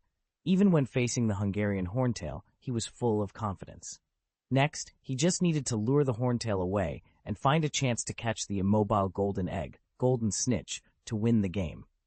"My God, firebolt, a broomstick," Bagman shouted from the referee's bench. "Yes, flying. Harry Potter has found what he does best. How simple, a summoning spell can do it, but many people have not thought of this. You must know that there are 4 seekers among the 5 warriors, including Victor Crumb, but none of them have thought about flying. Of course, this does not rule out that they have a better way." Cedric in Area 1 used transfiguration to attract the attention of the Swedish short-snout dragon. He turned a stone into a Newfoundland hound and commanded it to move slowly towards the dragon. The Hufflepuffs in the audience shouted Cedric's name one after another. Professor Sprout was excited and nervous at the same time. This was the best student of their Hufflepuffs, and he would not let them down. "Transfiguration is a very smart way," Bagman explained. "The possibility of success is very high, but the opponent, Aaron, from being harmed by the dragon, and he carefully picked up the golden egg, feeling a sense of relief wash over him." Meanwhile, in the 2nd area, Fleur Delacour continued to cast her hypnotic magic on the Welsh green dragon. Her Vila blood gave her an edge, allowing her to weave the spell with a delicate touch. She knew that a direct sleeping curse would only provoke the dragon, so she opted for a more subtle approach. Gradually, the dragon's eyelids grew heavy, and it began to enter a state of light sleep. In the 3rd area, Victor Krum took a more aggressive approach. He aimed a spell directly at the eyes of the Chinese fireball dragon, knowing that its eyes were its most vulnerable spot. The dragon roared in pain, and Krum seized the opportunity to dash towards the golden egg. Very bold, Krum showed extraordinary courage. Bagman shouted, his voice echoing through the arena. The audience gasped in unison, and Karkaroff, sitting among the referees, smiled with satisfaction. He had personally taught Krum that spell, knowing it was highly effective against dragons. Compared to the bustling scenes in the other areas, Aaron's section was much quieter. He faced the Australian opali, the most beautiful of the dragons, and couldn't help but chuckle. Despite its shiny appearance, it was nothing compared to the holy dragon he had raised. A breath of the same kind, but not a dragon tamer, the opali said, opening its pupilless eyes and looking curiously at Aaron. Who are you? Aaron breathed a sigh of relief. The fact that the dragon could speak meant there was a possibility for communication. He had initially planned to use illusion spells if necessary, but now he saw a chance for a more peaceful resolution. Aaron Gaius, he responded in dragon language. I am a dragon whisperer. What are you doing here? The opali asked. One of the dragon eggs you're guarding is fake. I need it to pass this competition, Aaron explained. The opali roared, spewing bright red flames into the sky. It didn't like to kill and was willing to give face to the dragon whisperer, but it couldn't remain calm when it came to its eggs. What I said is true, Aaron continued patiently. Your eggs are gray and white, but one of them is golden. That is not your descendant, but a special magic item. Once the opali glanced at the pile of eggs and noticed the bright golden one. It realized that Aaron was telling the truth. The egg must have been placed there by the dragon trainers while it was asleep. However, dragons are known for their love of shiny objects, and the opali wasn't willing to give up the golden egg without something in return. What can you give me? The opali asked. Aaron's mind raced. He knew that offering money was out of the question. Dragons valued tangible benefits over currency. That depends on what you want, but I must remind you that the egg is not yours, and you may not be able to keep what I give you. The opali fell silent, considering Aaron's words. It was not a wild dragon, but one kept by a wizard. Send me a sheep every day for a month, it finally said. Aaron sighed in relief. Deal. But I can't give it to you now. After the game is over, I will have someone send it to you. The opali nodded and rolled the golden egg to Aaron's feet. Aaron carefully picked it up, grateful for the dragon's cooperation. The identity of the dragon whisperer had indeed protected him, and he walked away with the golden egg, ready to complete the task. Aaron's demeanor and the aura he exuded made it clear to the dragon that he was a master who lacked nothing, especially not money. This sacred and serene atmosphere fostered trust. Aaron didn't pick up the dragon egg, but instead used a levitation spell to push it back towards the dragon. You keep it for me for now. I may not have the time to protect this egg later, he said, before finding a place to sit and quietly waiting for the others to finish their battles. The Australian opali dragon was not particularly aggressive and could be pacified through negotiation. However, the Hungarian horn, tail, and Chinese fireball dragons in the other groups were much more ferocious, and Aaron wasn't sure if they would cease fighting even for a dragon whisperer. In less than a minute, Aaron had defeated his opponent. This swift victory left the audience stunned, and Bagman was momentarily speechless, unsure how to explain what had just happened. He had anticipated a display of impressive combat skills and complex magic, but Aaron's method of clearing the level was beyond his expectations. Ahem! Dumbledore coughed, prompting Bagman. Mr. Bagman, you should say something. What should I say? Bagman stammered. Just describe what you saw, Adrian said with a playful smile. Jeans told me he could speak dragon language, but the rest can't be settled through mere communication. Dragon language? Bagman suddenly realized, his eyes widening in astonishment. He quickly picked up the loudspeaker and announced to the audience, Dragon language! This is the language of dragons. Mr. Gaius can actually communicate with dragons, giving him a significant advantage in this task. Such talent is extremely rare in the history of wizards. I bet those dragon trainers are green with envy right now. Indeed, this was the case. Charlie Weasley and the other dragon handlers, who were always ready to deal with emergencies at the edge of the paddock, turned envious and jealous eyes towards Aaron. Madame Maxime and Karkaroff also seemed very surprised. Dragon whisperers were rare in the magical world and were highly esteemed in any dragon reserve. However, their surprise quickly turned to anger, feeling that allowing a dragon whisperer to participate in the first task was akin to giving him an unfair advantage. Miss Klein, Madame Maxime's voice was cold. I personally think there are some issues with this first task. Of course there are issues, Karkaroff said sarcastically. Having a dragon whisperer in this competition is like giving him half the victory already. If this is how it is, I can only give him 6 points at most. Headmistress Maxime, Headmaster Karkaroff, Adrian waved his hand dismissively. Scoring is your prerogative and has nothing to do with me, but I suggest you watch the rest of the competition. After all, Gaius hasn't left the field yet, has he? Chapter 369, Dragon Fighting. The other 4 warriors were in a daze, still entangled with the dragons at the risk of their lives. Aaron had taken care of the Australian opali without making a sound. Harry was better off. He knew Aaron could speak dragon language, but he didn't expect it to be effective in this situation. Cedric, Crumb, and Fleur couldn't accept it. Putting a dragon whisperer in this project made everyone else seem like a mere backdrop. Damn relational account, Fleur muttered, glancing at Aaron, who was sitting calmly in the 4th area. This way of cheating was fresh and refined, but no one could find any faults. It just made her feel very angry. Aaron didn't know what the others thought, nor did he care about the exclamations of the audience and referees. He was focused on analyzing the battle situation in the other 4 areas. After a brief glance, he immediately came to a pessimistic conclusion. There was no possibility of negotiation. Fleur had hypnotized the Welsh green dragon, but once she got the golden egg, the dragon would wake up. He didn't know what would happen to the female dragon who found one of her eggs missing, but he was sure it wouldn't be good.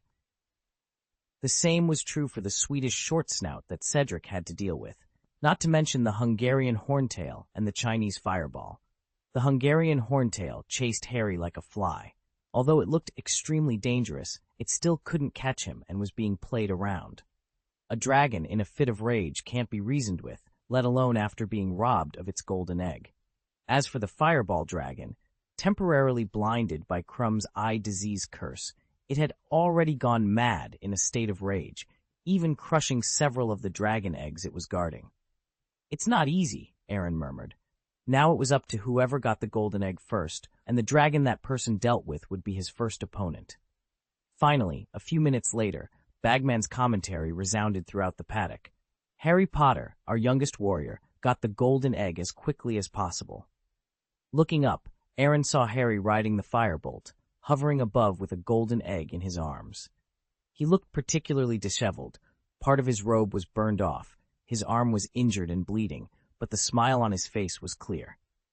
Click! The sound of chains shattering echoed, and a transparent barrier appeared before everyone's eyes, only to disappear quickly. At the same time, the Hungarian horntail was covered with a light yellow halo. It seemed to feel that some kind of restriction had been lifted from its body and let out a roar. Roar! The deafening sound resounded through the sky, and Harry couldn't help but shiver. The joy of successfully passing the level was instantly replaced by panic, and he immediately controlled the firebolt to fly out of the arena. The hearts of the other warriors grew heavy. Aaron Gaius, being a dragon whisperer, was beyond their expectations, meaning he could win any time he wanted. But he seemed to take Adrian's request very seriously. The first one to leave the field also stopped the Australian opali for them in a disguised form. But now that Harry Potter had surpassed them for the first golden egg, it made their minds explode.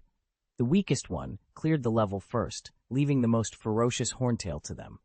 Whether it was Cedric, Crumb, or Fleur, they all felt tremendous pressure and sped up their efforts, trying to get the golden egg before the Hungarian horntail attacked them. "It's time to officially play," Aaron sighed slightly. "I didn't expect that the first one to deal with would be the Hungarian horntail, which is quite challenging. Do you want to go?" The Australian opali said meaningfully, "I won't help you. They are not as easy to talk to as I am. I understand. Guard my golden egg, and I will ask you for it in the end." "Good luck, Dragon Whisperer," Aaron said with a helpless smile. He then stood up and drew out his black wand.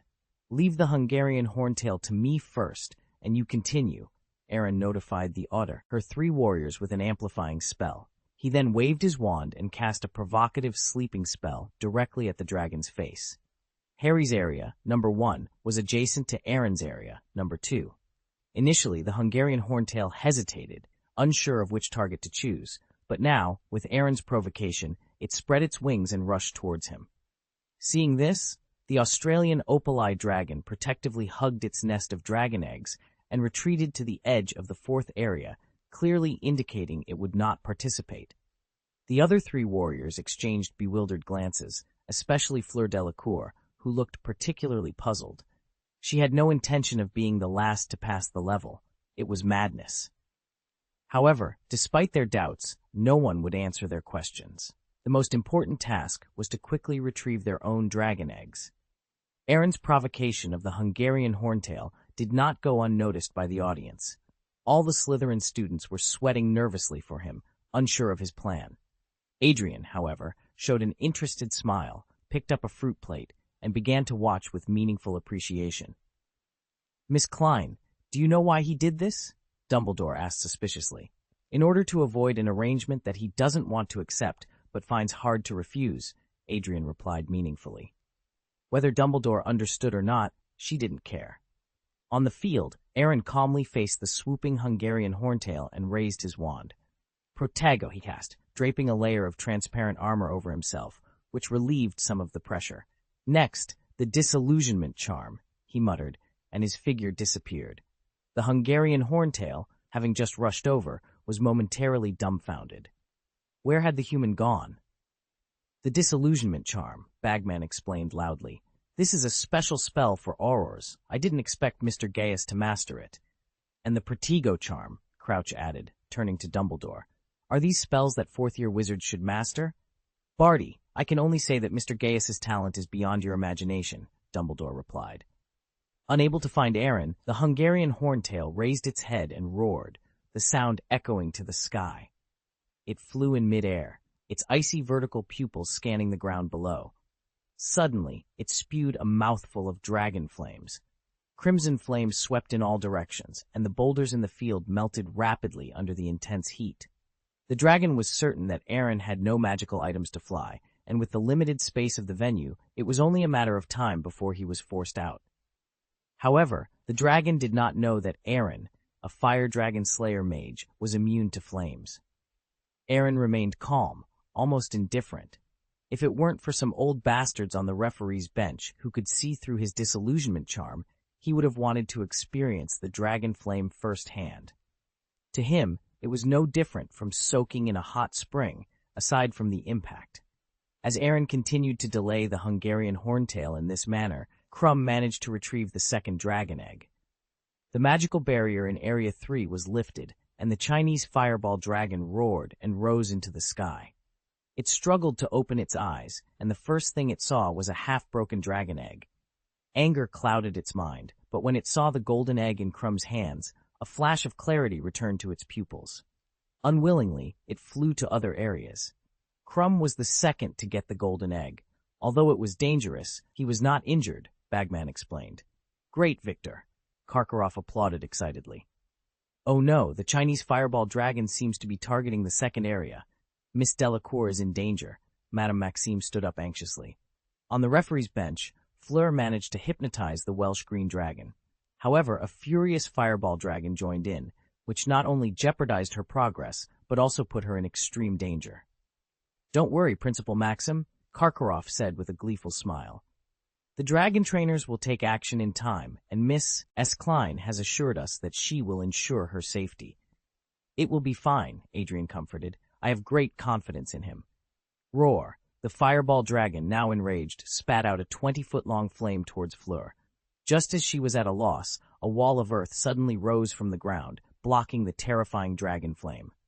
"Miss Delacour, please hurry up. I can't delay for long," Aaron's impatient voice called out, followed by the roar of the fireball dragon. A red spell shot from an open space in the fourth area, hitting the fireball dragon's face directly. The familiar spell attracted another adult dragon, which flapped its wings and flew towards Area 4. Seeing the fireball dragon fly away, Fleur breathed a sigh of relief, though her expression remained tense. Even if someone had the special ability of dragon language, it was incredibly audacious to provoke two adult fire dragons. But she had no time to worry about others, as the Chinese fireball dragon was causing a commotion, and the Welsh green dragon showed signs of waking up. In desperation, Fleur hypnotized it again. Deafening cheers erupted from the field, followed by Bagman's excited commentary. "It's very good. Cedric has passed the Swedish short-snout dragon and successfully retrieved the golden egg." The sound of chains breaking was heard as the Swedish short-snout dragon glared angrily at Cedric, who had half of his face burned by the dragon flame's blast. It wanted to continue attacking, but seeing the golden egg in his hand, it reconsidered. Its pupils scanned the arena, noticing the commotion in the fourth area with the fireball dragon. Deciding it was not suitable to join, it set its sights on Fleur Delacour instead. "Oh no," Fleur muttered, noticing the silver-blue dragon flying towards her. She rushed towards the golden egg at a faster speed. Her right hand was getting closer and closer to the egg. If she could grab it before the Swedish short-snout dragon reached her, she would be safe. However, things didn't go as planned. As she neared the Welsh green dragon, it began to stir, snoring loudly, and a red flame spewed out of its nostrils. Chapter 370, 1 verses 3, Standing Alone Like a Dragon. A clear spring is like water. Furong instinctively cast the most effective spell she knew. A thick jet of water shot out from her wand, extinguishing the flames. Before she could breathe a sigh of relief, a growling sound reached her ears. A massive claw landed in front of her, shaking the ground and creating spiderweb-like cracks. When she looked up, she saw a pair of cold, playful vertical pupils staring back at her. Stupefy! A red curse shot out from Area 3, hitting the short-nosed dragon's nostrils. The dragon turned its head and roared angrily, but it didn't make any other movements, as if it was just a warning. Aaron, who had just arrived, paled. He understood the meaning of the roar. How long are you going to sleep? At the same time, the dragon's tail swept over the Welsh green dragon's head. There was a muffled sound, and everyone's heart skipped a beat. The Welsh green dragon opened its eyes and stretched its huge green body casually. Seeing this, Furong's face turned pale. She knew that all her previous efforts had been in vain. Whether she wanted to admit it or not, a 4 versus 2 or even 5 versus 2 battle was inevitable. The Welsh green dragon looked at the humans in front of it with a look of disgust. It was the dragon that least wanted to cause trouble. As long as wizards didn't mess with it, it could ignore them. "Keep an eye on your dragon eggs," the Swedish short-nosed dragon snorted softly, then looked towards Area 3. Its nostrils flared slightly, spitting out flames towards an open space. "Damn!" Aaron cursed inwardly, quickly dodging the flames. He lifted the illusion curse on his body. Now that he had been discovered, there was no need to remain invisible, and maintaining the illusion spell was a waste of mana. As he was forced to appear, the Hungarian Horntail and the Chinese Fireball also realized they had been tricked. They immediately spread their wings and flew over. Aaron had thought the contestants wouldn't be able to leave the designated area without getting the golden egg, but now it seemed he had underestimated the situation. The wizard who had provoked them had already run away, and they were left facing the field, training their lung capacity. Alas! This is a miscalculation. Aaron scratched his head helplessly, then looked at Fleur. "Miss Delacour, I really didn't expect you to be the last one. I didn't expect it either. There were too many accidents." Furong forced herself to calm down. "Now is not the time for sarcastic remarks. If we don't want to die, we have to cooperate." "You're right." Aaron waved his wand and cast an iron armor curse on Fleur.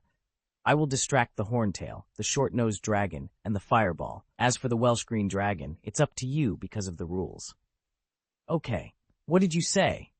"You heard me correctly." Aaron smiled bitterly. "You'd better be quick. Holding off 3 dragons without being invisible is quite a lot of pressure for me." Don't waste time. Do as I say." Aaron interrupted Fleur, then pointed his wand at a rock in the paddock, using transfiguration to transform it into a long sword and a shield. This level of transfiguration could be mastered by some 4th-year wizards, so he wasn't worried about it being too shocking. Gaius conjures a sword and shield, and it looks like he is going to fight a 3-headed dragon, Bagman explained. Although I personally think this is quite gentlemanly, it must be said that this is too irrational. Dumbledore looked at Adrian, who was smiling more and more, and was extremely puzzled. "Miss Klein, you don't seem worried. I just want to see his growth over the past few years, but I didn't expect that he is still hiding his true abilities. He hasn't used any magic I know, let alone ones I don't." "That's not the point," Maxim interjected, frowned. "Every wizard has their own secrets, and it's natural for them to master knowledge beyond textbooks. But the problem is that he's facing 3 fierce adult T-fire dragons. He can't deal with them using only a sword and a shield." He's not Godric Gryffindor. He's only 14 years old. How good can his dueling skills be? Karkaroff said disdainfully. I know my brother, Adrian said indifferently. Since he dared to agree to my request to stay in the final pass, he must have a certain level of confidence. He must have considered the worst-case scenario before participating. The other 4 warriors have all passed the level, leaving him alone on the field. However, he has convinced the Australian Protein Eye that the worst case is only 1 on 4, and now it is only 1 on 3. I see, Dumbledore nodded suddenly. Then, as if struck by a thought, he opened his mouth in astonishment. You mean you let him pass the first project last? Maxim and Karkaroff also turned their heads to look at the young and seemingly shameless referee, not understanding why she would do this. Even if you are fair and just, it's fine if you don't use your status to provide some convenience to your younger brother, but there's no need to make it so difficult for him. I am also helpless. I don't care about some things, but it's not good to be selfish, so I can only find a way to make him retreat. But judging from his current performance, it seems he will fight to the end. It doesn't matter. It is not easy to fulfill my request, just to see his current strength. Everyone looked at each other in blank dismay. After a moment of silence, they turned their attention to the arena. Aaron looked at the Hungarian horntail, the Chinese fireball, and the Swedish short snout that surrounded him. He couldn't help but smile awkwardly. Maybe it's a misunderstanding. We can sit down and talk calmly. However, as he thought, the 3 fire dragons had no intention of negotiating. They were very angry and just wanted to tear these 2 humans in the paddock apart. The fireball dragon took the lead, spouting mushroom-shaped fireballs from its nostrils. The crimson flames spewed down with a huge impact. Aaron immediately ran, escaping the coverage of the dragon flame as quickly as possible. At this moment, a giant claw covered with black scales came towards him. Aaron looked serious. He avoided the attack of the horntail with a sliding shovel and continued to run forward. But the next moment, the horntail's tail flicked over, and the dense bronze-colored spikes blocked all his escape routes like a rolling mountain of knives. Damn it! Aaron cursed, jumping high at the moment the tail swept past. He pressed the shield under his body and slid over the horntail's tail. After avoiding the tail flick, he was met with a dazzling blue flame. Aaron immediately threw the shield out, using it to block the flame, and climbed onto the back of the horntail, sticking his long sword into the dragon's scales to steady himself. There were enthusiastic cheers from the audience, and Slytherin students shouted Aaron Gaius's name frantically. Many even pulled up banners spontaneously. Some people on the referee bench, who were not optimistic about Aaron, also fell silent. They had thought he was just relying on connections, but whether it was the dragon language, the iron armor curse, or the illusion curse, he had proven his ability. Not to mention, he could still fight against 3 giant dragons with ease, something almost no one in their knowledge could do. The horntail noticed Aaron had jumped on its back and immediately roared up to the sky, flying up and rotating 360 degrees. Aaron held on to the long sword tightly, but he was thrown off after a short time, falling from a high altitude. The audience gasped, and some even turned their heads away, unable to bear watching the next scene. Shock reduction and stop speed, Aaron muttered during the fall. Aaron calmly drew out his wand and cast a spell on himself to ensure a safe landing. He had undergone countless extreme training sessions, experiencing earthquakes, tsunamis, volcanic eruptions, avalanches, and free falls. Despite the chaos, he maintained control over the situation. Whoa! Bagman yelled incoherently. Gaius is adjusting his position in midair and is descending steadily. Dumbledore raised his eyebrows. He had used this magic once during the last Quidditch match to save Harry Potter, but he hadn't expected Aaron to learn it so quickly. Oh no, the situation hasn't improved. The 3 fire dragons have noticed him, Bagman said anxiously. If there's no other way, Gaius will face. This is too bad, Maxim interjected suddenly. The 3-headed dragon won't miss this opportunity. Both the fireball dragon and the short-nosed dragon were soaring into the sky, their dragon flames ready to be unleashed. Simultaneously, the Shufenglong swooped down, pinpointing Aaron's landing spot and chasing after him. Gaius won't die, right? Karkaroff wanted to laugh, but the sight of Adrian's indifferent expression stopped him. "He won't," Adrian replied confidently. "Miss Klein, this is not a joke," Dumbledore said hastily. "If necessary, I suggest organizing dragon trainers for an immediate rescue." Adrian shrugged and placed Abe on the table. "You can understand just by looking at it." Dumbledore froze for a moment, then turned his head to look at Abe, who was holding half a pineapple and gnawing on it wildly. Abe waved his arms from time to time, shouting and cheering. Dumbledore's anxiety eased. If Aaron truly couldn't handle the situation, his pet wouldn't be so calm. "Then just watch his performance," Adrian said with a smug smile. "I've waited so long for this moment, I don't believe he can hide." Roar! The 3 fire dragons seemed to reach an agreement. As Aaron landed, they opened their mouths simultaneously. Their necks glowed slightly red, and red and blue flames quickly rushed to their throats. "Damn it!" Aaron noticed this, and his expression changed instantly. He raised his head and shouted in dragon language, "It's best not to force me to be a dragon, so we can meet each other in the future." However, it was useless. The blue and red flames mixed together to form a bright giant pillar of fire, descending like a meteor with a destructive aura. Before the fire pillars hit the ground, the terrifying temperature turned the site into scorched earth. Sand and stones sizzled, turning into a sticky paste.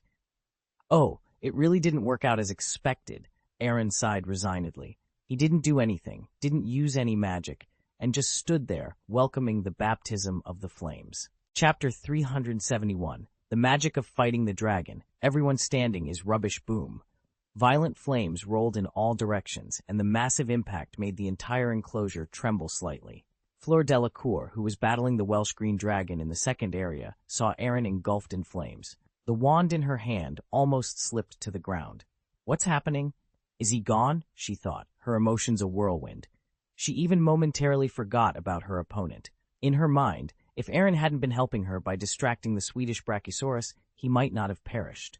The paddock fell silent instantly.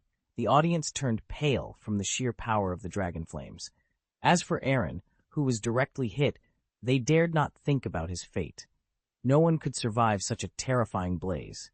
"He cast an iron armor curse on himself." Bagman's voice trembled. "Maybe he can survive." "Don't deceive yourself," Karkaroff said in a deep voice. "No matter how strong a 4th-year wizard's iron armor curse is, it can't withstand the dragon flames from a 3-headed dragon." "Miss Klein." Dumbledore hesitated. "Hush!" Adrian made a silent gesture, looking at the center of the flames with interest. A figure stood motionless, as if the flames hadn't affected him at all.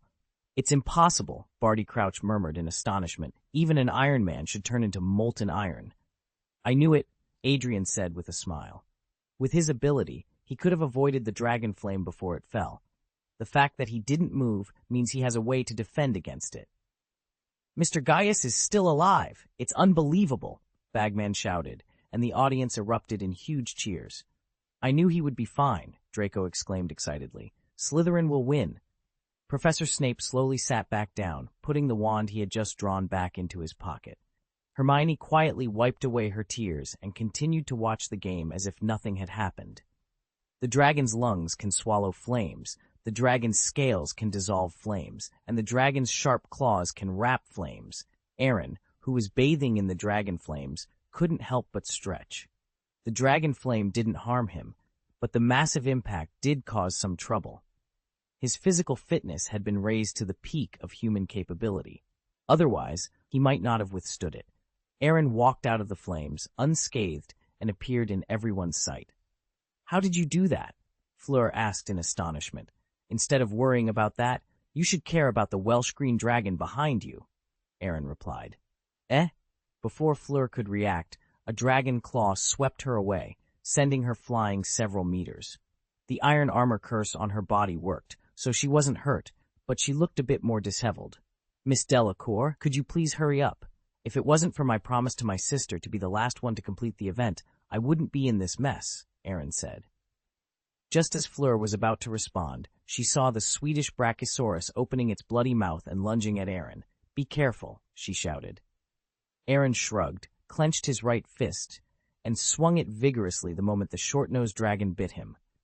The iron fist of the fire dragon. Boom! With a muffled sound, the short-nosed dragon's face twisted to the right, and it screamed in pain. The right uppercut left the dragon doubting its own strength. The punch felt extremely heavy, almost like a fist from another dragon. Aaron clenched his fist unconsciously and stretched his fingers. This was his first time fighting a dragon with Dragon Slayer magic, and it felt not bad.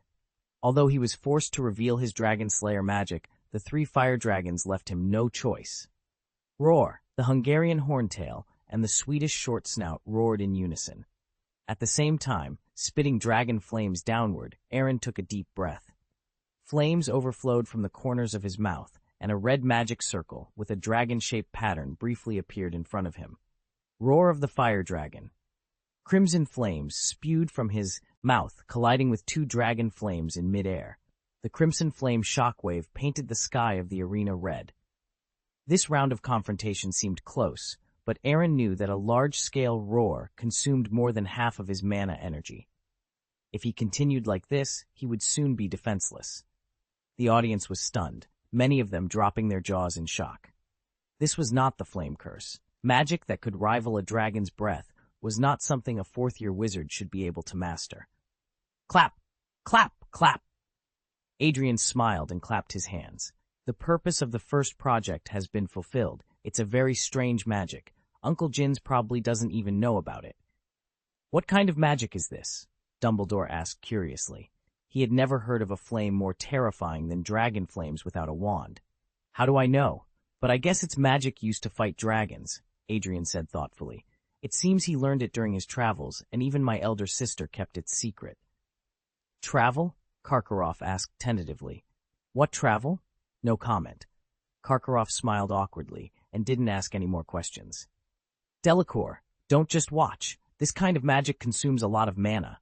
I can't last long. You'd better get the golden egg before I can't hold it anymore, Aaron said directly. Just so you know, I will get my golden egg before my magic power is exhausted, and then you'll have to rely on luck. Understood. Fleur looked at the Welsh green dragon, which dismissed her and clenched her wand. Although she appeared strong, she didn't have much confidence. Vila's heritage endowed her with a certain talent for charm, but using this magic required a disturbance-free environment. The arena, comparable to a battlefield, made this condition difficult to achieve. I need a quiet enough environment, Fleur said abruptly. Then just cast a silence charm. Don't tell me you don't know how to use that spell? I mean, don't let the other dragons bother me, understand? Hey, pay attention to how you speak. You're asking me for a favor now. Fleur's complexion changed slightly. She gritted her teeth and said, please. That's better, Aaron said indifferently. He then attracted the attention of the three-headed dragon, staying away from the second area as much as possible. However, while the Chinese fireball dragon and the Hungarian horntail were lured away, the Swedish short snout was still hesitating between him and Fleur. Seeing this, Aaron decisively raised a middle finger and made an obscure sound. A simple syllable that couldn't be simpler caused the four-headed dragon, including the Welsh green dragon, to fall into a rage. They roared and ran towards Aaron. But just as they reached the edge of the second area, a light blue barrier rose, blocking them back. What did you do?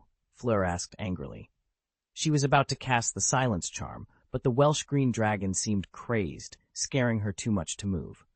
Nothing, Aaron replied, conjuring a set of swords and shields while avoiding the attacks of 3 adult fire dragons. I just said something in dragon language. Everyone standing here is trash. Fortunately, the Opalai Australia is lying down. Otherwise, we'd have one more enemy. What a lunatic. Heh! Aaron snorted coldly. If I were you, I would take advantage of the dragon egg just now. Fleur froze for a moment, looking at the Welsh green dragon anxiously returning to guard the dragon egg. Several clear black lines appeared on her face. Go! Taking a deep breath, Fleur waved her magic wand, casting a sound-isolating spell near the Welsh green dragon.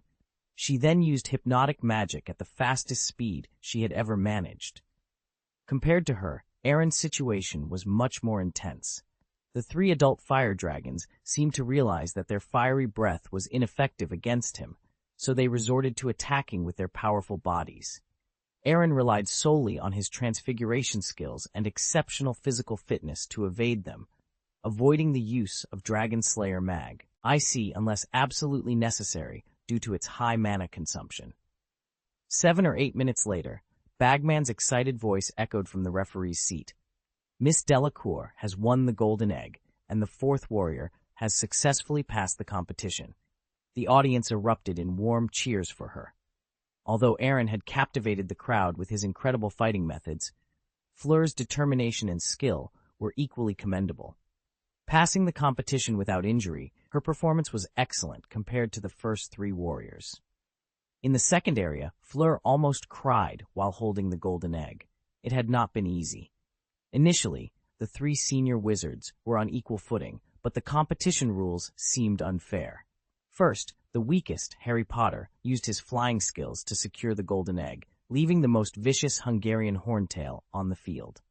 Then, Crumb obtained the golden egg, leaving the Chinese fireball, enraged by an eye injury, behind. Cedric Diggory faced the Swedish short snout next. However, both the Chinese fireball and the short snout seemed to target Fleur, interrupting her hypnotic magic every time. If it weren't for an inexplicable distraction within the team drawing the dragon's ire, she might have thought she was being singled out. Madame Maxime, seated among the referees, heaved a sigh of relief. Fleur's success in obtaining the golden egg under such pressure proved her capability. She had faced more challenges than the top 3 warriors. It's finally time, Aaron thought, almost crying with joy as he sprinted towards the fourth area. Being flanked by 3 dragons was no joke, but now all that remained was to retrieve the golden egg guarded by the oval eye, and it would all be over. The final hurdle was within reach, and no major accidents had occurred, meeting Sister Adrienne's requirements. Click! At that moment, the magic barrier in the second area was lifted. The Welsh green dragon seemed to sense something and slowly stood up. It glanced at Fleur Delacour, who was holding the golden egg, and then turned its attention to Aaron, who was running swiftly. The Welsh green dragon, typically the least troublesome of the fire dragons and known to avoid humans, had been provoked by something Aaron had said earlier. Chapter 372, Brilliant Illusion, Powerful Student. Ah, the end. With great effort, Aaron sprinted past the 3-headed dragon, his legs burning with exhaustion, and finally entered the fourth area, panting heavily. Australia's opal-eyed dragon watched him with a flash of surprise in its eyes, which quickly turned into a look of human-like appreciation. The golden egg was pushed out steadily by the dragon and rolled towards Aaron. Aaron immediately felt a sense of gratitude towards the opal-eye. 1 sheep a day was really not enough for such a magnificent creature. It deserved double. Just as Aaron reached out his hand, a sharp, piercing sound echoed in his ear. He instinctively turned sideways, and a greenish paw landed beside him.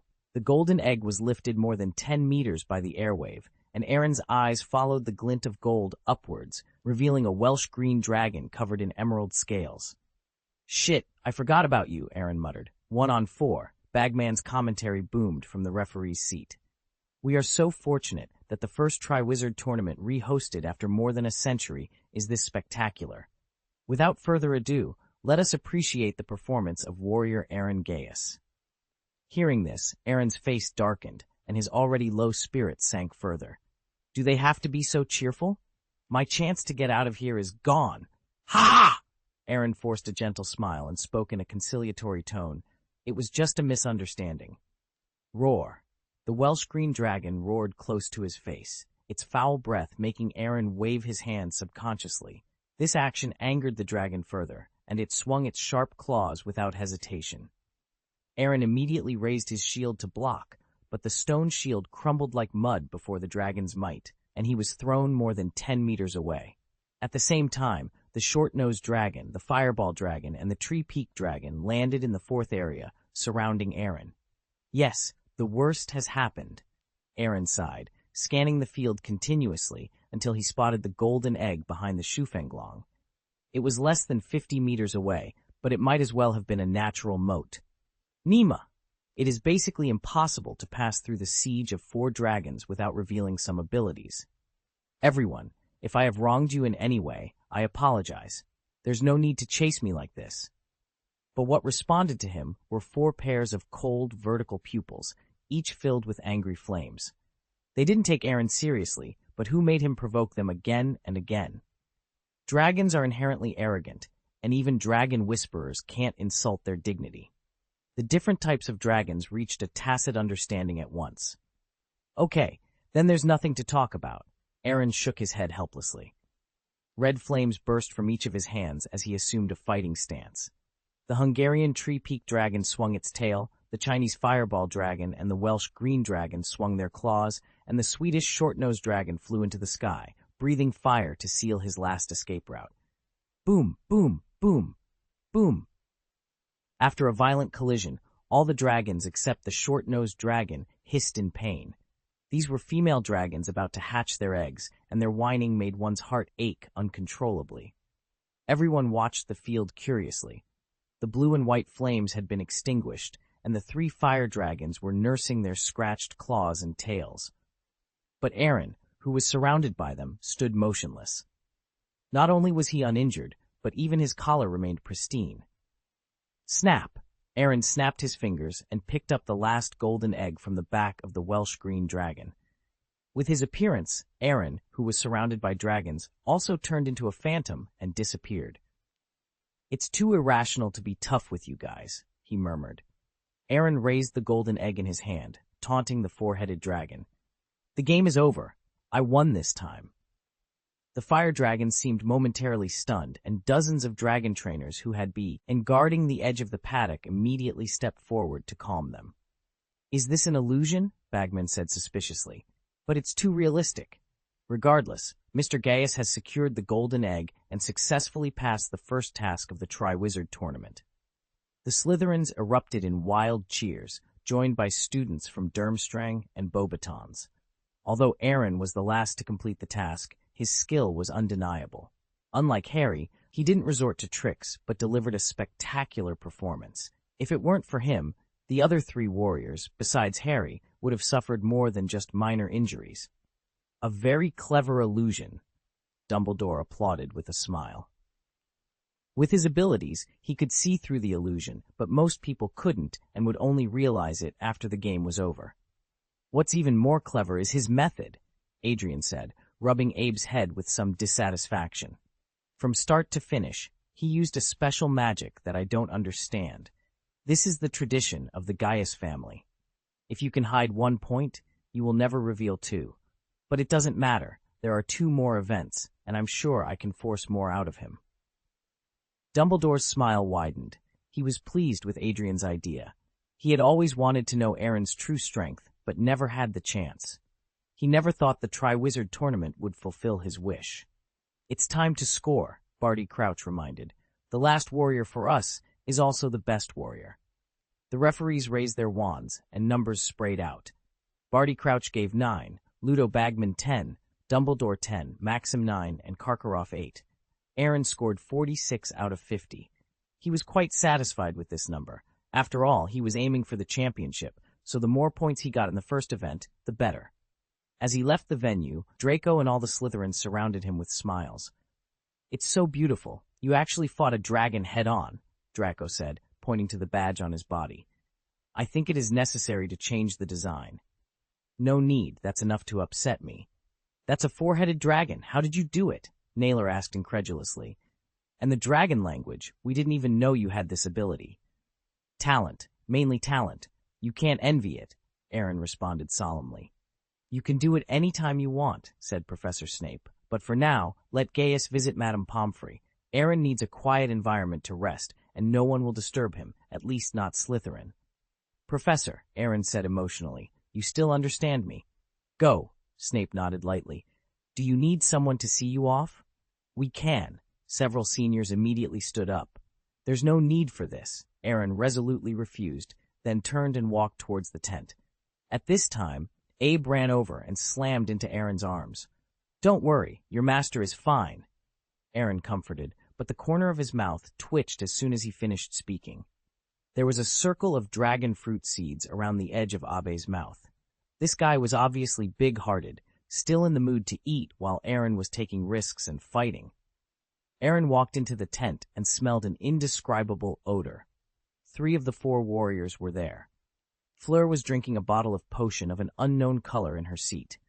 Madame Pomfrey was applying a steaming purple solution to Cedric's wound, and Harry sat next to him with a thick bandage wrapped around his shoulder. "You two are seriously injured," Aaron said with concern. "It's okay. We'll be fine after a couple of days of rest," Cedric replied. Cedric laughed. 2 days? Madame Pomfrey said angrily. "If you don't want to lose your appearance, you need a week of recuperation." "Understood, Miss Pomfrey. I'll listen to you." Cedric shrugged, then looked at Aaron meaningfully. "Thanks to you. Otherwise it wouldn't have been a minor injury. If other fire dragons had interfered in our area, the consequences would have been dire." "Don't get me wrong," Aaron waved his hand dismissively. "I didn't do it for you. This is Adrian's first major event. If someone were seriously injured, she wouldn't be too pleased with me." Cedric was momentarily stunned, then the corner of his mouth twitched. "Anyway, thank you this time." Fleur approached with an embarrassed expression. "I apologize. I always thought you were a privileged student." "I understand," Aaron interrupted. "I also inquired about your reputation at Hogwarts." "I'm the one in charge." Cedric raised his hand weakly. "Not only you, but I also told Delacour about Harry's situation. Everyone knows that. No wonder I've seen you walking with her several times," Harry suddenly realized. "You were gathering information about us."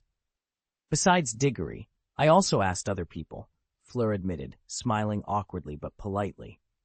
"Many people commented on you as an excellent Slytherin, but your excellence seems to be only reflected in your academic performance. Harry Potter has many notable deeds, and his reputation is much greater than yours.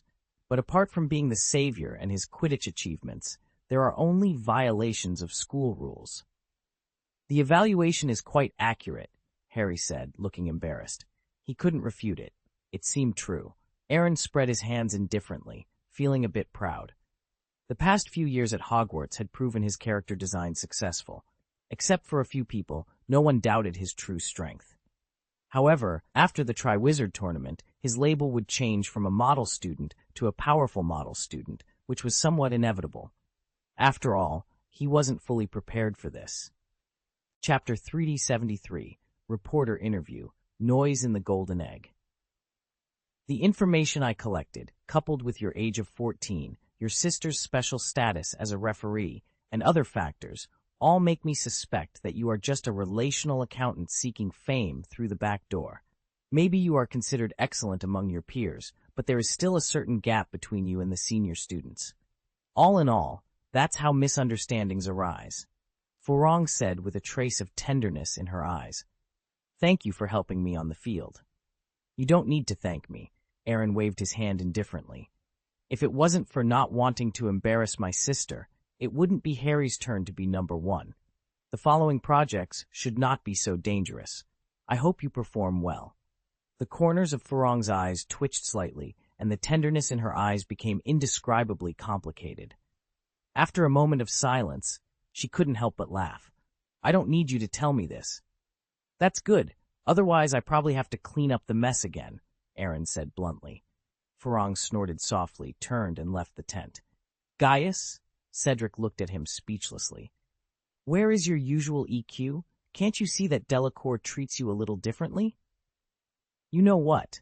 Aaron said bluntly. "There is nothing more troublesome than a woman. During this period of time, I have been burned because of 2 girls, and I don't want to mess with a third one." "2?" Harry leaned over and asked curiously. "I know one is Adrian. Who is the other?" Aaron's face darkened. "This is personal privacy. I don't want to say it, and it doesn't seem to have anything to do with you, does it?" "Tell me," Harry said with a wry smile. "We know each other so well. What can't we say?" "I promise not to tell anyone." Aaron rolled his eyes. If he believed this, he would be out of his mind. Just as he was about to say something, 2 people rushed into the tent, Hermione and Ron. "You're really crazy," Hermione cursed at Aaron with red eyes. "That's a 5-headed dragon.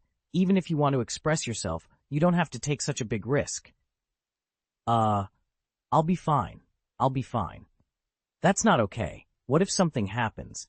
Hermione said with lingering fear. "When you were hit by that pillar of fire, I thought you were going to die."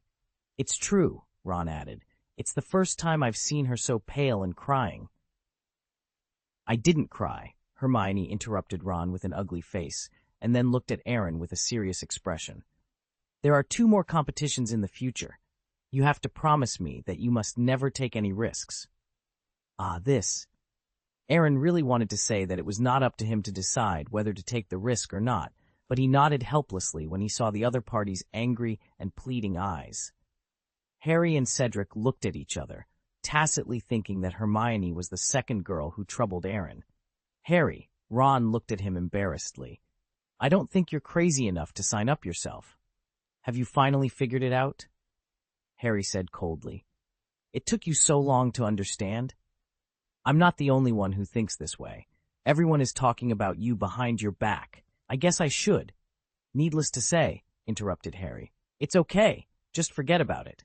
Hearing what he said, Ron felt a little ashamed and said timidly, At least I reminded you of the dragon. What? Harry was stunned for a moment, as if he had thought of something. He suddenly said, Charlie is also a dragon trainer. He told you, and then you asked Hagrid to tell me? If not, so you 2 are reconciled? Hermione felt a little more relaxed. During this period of time, she had been in the Cold War between Harry and Ron, and she felt tired every day. It's really inexplicable, Aaron shrugged, and then asked, How many points did the referee give you? I seem to have 40 points, 6 points lower than you, Harry said with some embarrassment, tied for second with Crumb. It makes me look embarrassed, Cedric smiled wryly and shook his head. I'm only in my 30s, and I'm tied for third with Fleur. What about the golden egg?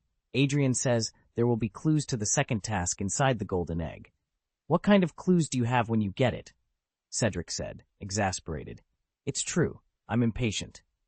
After dinner, Ludo Bagman gathered the 5 champions in the room behind the auditorium. You all did a great job. Really impressive, Bagman said happily. Especially the 2 fourth-year wizards. No one would have thought that the 2 of you would be so outstanding. Can you get down to business, Mr. Bagman? Someone interjected. Don't be such a spoiler, Mr. Gaius, but I understand that many people are waiting for you to go back and celebrate. Bagman showed a considerate smile and continued, Back to business. The time for the second task is at 9 a.m. on February 24th next year. You have almost 3 months to unlock the clue in the golden egg, which will tell you what the second task is. Well, that's all I have to say. As soon as they left the room, they saw someone standing outside the door. The unscrupulous reporter, Rita Skeeter. Mr. Bagman, may I interview the 5 champions? She asked. No problem. Bagman winked at everyone immediately after speaking. I'll go first. You guys take advantage of the opportunity to become famous. Crumb paused, then sped away. Cedric and Fleur followed closely behind him. Skeeter didn't stop them, but when it was Harry and Aaron's turn at the end, she directly blocked the entrance of the auditorium. A quick note and a notebook flew out of her handbag and landed on her shoulder. Is it convenient to do an exclusive interview with the 2 outstanding champions? Rita Skeeter asked with a smile as she approached. Inconvenient. Harry glared at her angrily and rushed out. Okay, then you're alone, Mr. Gaius. Are you sure you want to interview me? Aaron asked meaningfully. Rita Skeeter smacked her lips. To be honest, I have considered the consequences, but you are a dragon whisperer after all, which is much rarer than animagus. I can't justify it if I don't interview you. The editor will be dissatisfied, right? But you can rest assured that I will let you read the manuscript first, and I will publish it with your consent. That's it. I see. Rita Skeeter was overjoyed immediately. And the shorthand quill seemed eager to start. Mr. Gaius, how did you feel when you faced those fire dragons? How did you communicate with the dragons? What did you talk about? The magic you used during the game. Look into my eyes, Aaron said directly. Rita Skeeter looked over subconsciously, and her whole body froze in place like a puppet, with a strange purple light flashing in her eyes. I don't want to do this, but you left me no choice. From now on, don't have any interviews with me. Yes, Rita Skeeter said blankly. Aaron nodded in satisfaction, then left with Abe and the golden egg. After a while, Rita Skeeter came back to her senses and shivered for some reason. Where's Harry Potter? You're running too fast. Back in the Slytherin common room, there was deafening applause and cheers. Naylor pulled Aaron into the middle of the room, then coughed and said, Headmaster Snape meant not to disturb your rest, but there are some reasons why we must persist until you come back. So, what's the matter? Aaron looked at the dozen or so students surrounding him, feeling a little puzzled. Although the number was not large, they were representatives of all grades. In other words, they represented the entire Slytherin house. Sign! Graham, a first-year student, piled a stack of autograph papers in front of Aaron and said with a look of admiration, "The senior will definitely not refuse the request of us freshmen." "Hey, I refuse," Aaron sneered, turning to walk towards the dormitory. "Hey, hey!" Draco stopped him with a smirk. "It's fine to sign it, but you should say a few words so we can pass it on to others." "This is indeed necessary." Aaron narrowed his eyes and said in a deep voice, "Ice, first, don't bother me if you have nothing important to say. I won't answer any of your questions. Second, I don't want to hear Slytherins comparing me to others. It's incredibly annoying. Third, I will win the Triwizard Tournament on behalf of Slytherin." "Understood," Naylor nodded. "As a prefect, I can guarantee that Slytherin will fully cooperate." "Thanks. One more thing," Draco said, rubbing his hands nervously. "Can we have a look at that golden egg?" "Of course, no problem." Aaron placed the golden egg on the table without hesitation. "There are clues to the second task inside, but I haven't opened it yet." More than a dozen people watched the golden egg curiously. Draco couldn't resist and turned the knob on the top. The golden eggshell opened like a blooming flower, revealing an oval amber with bubbles still rising inside. But the next moment, an extremely ear-piercing scream emanated from within, causing the faces of the nearest younger wizards to turn pale with fright. The others hurriedly covered their ears. "Malfoy, close it now," someone shouted. Without needing further prompting, Draco quickly closed the golden egg the moment he heard the sound. "What on earth is that? I bet no prisoner in Azkaban could make such a miserable cry," Draco exclaimed. "Aaron," Naylor said, still rubbing his ears, "you can definitely decipher the clues in the golden egg, but please don't open it in the dormitory, okay?" Aaron nodded. Opening this thing in the dormitory was a serious nuisance, and the sound was 100 times harsher than a cat's claws on glass. He didn't want to experience it again. Chapter 374, Christmas Ball. Invite a dance partner. In the Grand Shenming Hall, Aaron carefully placed the golden egg on the upper left corner of the storage shelf. "I'll leave this thing to you for the time being," he said. "Do your best," Miss Nian replied nonchalantly. "You made quite a splash today. How do you feel?" "My feeling is that it's best not to have a next time," Aaron said, sounding depressed. "I've been hiding my abilities well for the past 3 years, but today I exposed 3 of them in less than an hour. Dragon language, illusion magic, and dragon slayer magic. Not to mention your physical fitness and fighting skills, which are far beyond ordinary people," Miss Nian added. "Well, 4 abilities were exposed," Aaron corrected himself. "It's all within the acceptable range, as we planned," Miss Nian reassured him. "I know, but my concern is the remaining 2 projects. If I don't handle them well, I won't be able to keep the rest hidden," Aaron said, his worry evident. "There's no way around it. All we can do is adapt and cover up as best as we can," Miss Nian said bluntly. She then changed the subject. "As long as I don't expose myself, everything is worth it. A 14-year-old elementary magister and a 14-year-old advanced magister are 2 completely different concepts. The former is amazing, while the latter is dreadful." Hearing this, Aaron pouted and then opened the mission panel. Participate in the Triwizard Tournament. Completing the mission rewards 2,000 magic points, and there is no penalty for mission failure. Accepted. 1/3 completed. Win the Triwizard Championship. Completing the mission rewards 1,000 magic points, and there is no penalty for mission failure. Accepted. The rewards were substantial, but not enough for him now. Not to mention becoming a god of magic, he still had a long way to go before becoming a holy magister. However, Aaron didn't complain. At the level of a great magister, improving his strength required 10 times or even dozens of times more effort than before. Compared to others, he was already cheating. If Dumbledore knew, he would cry with envy. After the first competition event, everything seemed to return to normal. Hogwarts, Beauxbatons, and Durmstrang resumed their usual classes. The 5 warriors were not in a hurry to crack the clues of the golden egg. After all, there were still a few months before the second event, and they had plenty of time. December brought colder weather, but the dozen or so snails in care of magical creatures didn't seem to feel it at all. They were now close to 2 meters long, with tails that constantly exploded and breathed fire. Coupled with their disgusting thorns and suckers, they were veritable monsters. Hagrid made the students put a lot of effort into stuffing them into boxes during class, and many of them ended up with burns and scratches. "I really don't understand why he is our professor of care of magical creatures," Draco said resentfully. "Malfoy, you have to be respectful to Professor Hagrid," Harry retorted. "Don't be ridiculous," Draco said, rolling up his sleeve to reveal a red scar on his arm. "Your shoulder was injured too, right? The truth is, this class is even more dangerous than Defense Against the Dark Arts. Compared to Hagrid, I suddenly feel that our Mad-Eye professor is much more tolerable." "Okay, both of you," Aaron interjected, trying to smooth things over.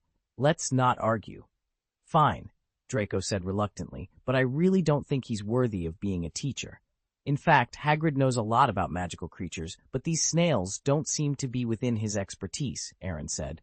Crabbe and Goyle walked over from a box, their robes cut into more than a dozen slashes, with blood leaking from a few shallow wounds. They looked particularly distressed. "Tsk, it seems I really need to mention this to my dad," Draco frowned. "Even if we can't change the professor of care of magical creatures, we need to change the magical animals we're studying. Otherwise, we'll be killed by him sooner or later." Crabbe and Goyle looked at each other and nodded in agreement. In Transfiguration class, Professor McGonagall walked off the platform, her stern gaze sweeping over the students. Professor McGonagall stood at the podium after assigning homework. "I have a few words to say to all of you. The Christmas ball is coming up. This is a traditional part of the Triwizard Tournament, and a great opportunity for us to mingle with our foreign guests. The ball is only open to students above 4th year, but you can invite a junior student if you wish. The time is from 8 p.m. to midnight on Christmas Eve. When that time comes, you will change into your gowns and gather in the auditorium." "Professor," Aaron raised his right hand and asked, "can I not participate?" Professor Mull froze for a moment, then said with a straight face, "Of course not. Not only must you participate, but you must also show Hogwarts's style. After all, we are the host school." "And what if someone can't dance?" Aaron persisted. "Come to me to learn. The location is set in the Transfiguration classroom. There are still more than half a month, and I promise to teach you," Professor McGonagall said firmly. "Hogwarts School of Witchcraft and Wizardry has been respected for thousands of years, and I will never allow you to tarnish its reputation overnight." Aaron pouted, feeling that Professor McGonagall was making a mountain out of a molehill.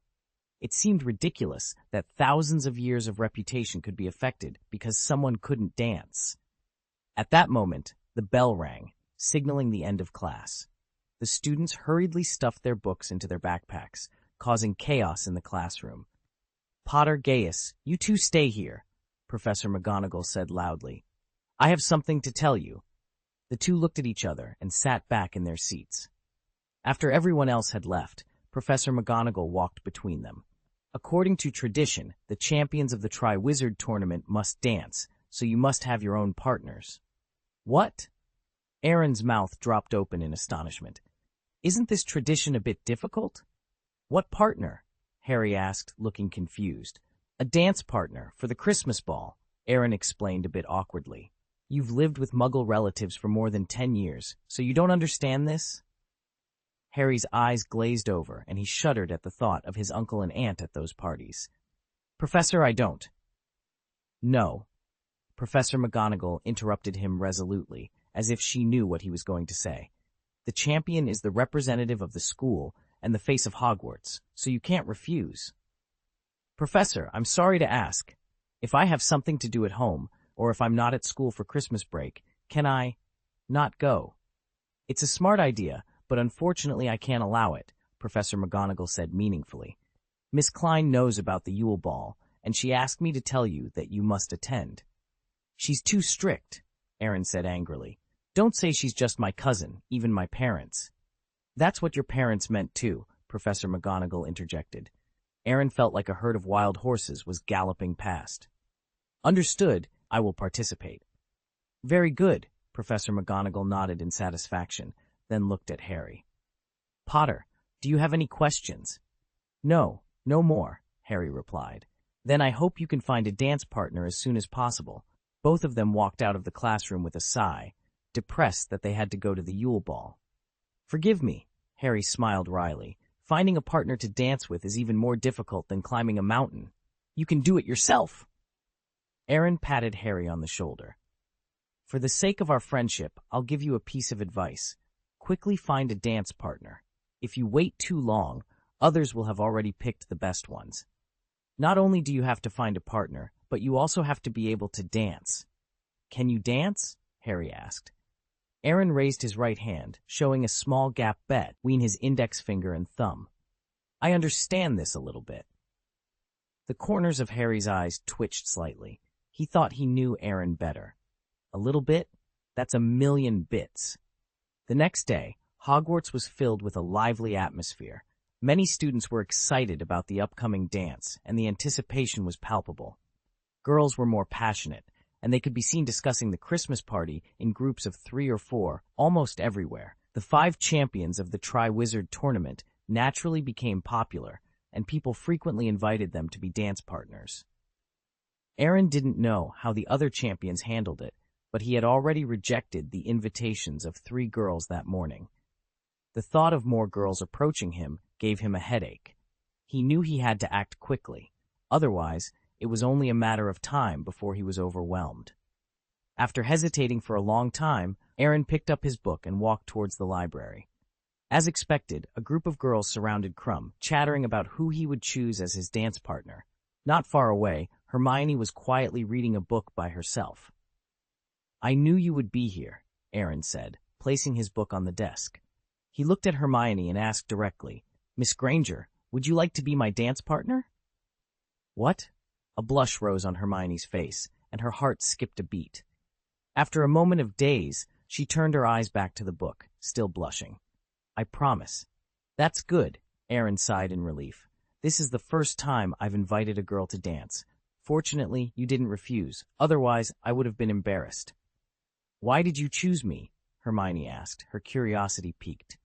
Among the girls at Hogwarts, I know you the best. Who else would I ask? Aaron replied bluntly.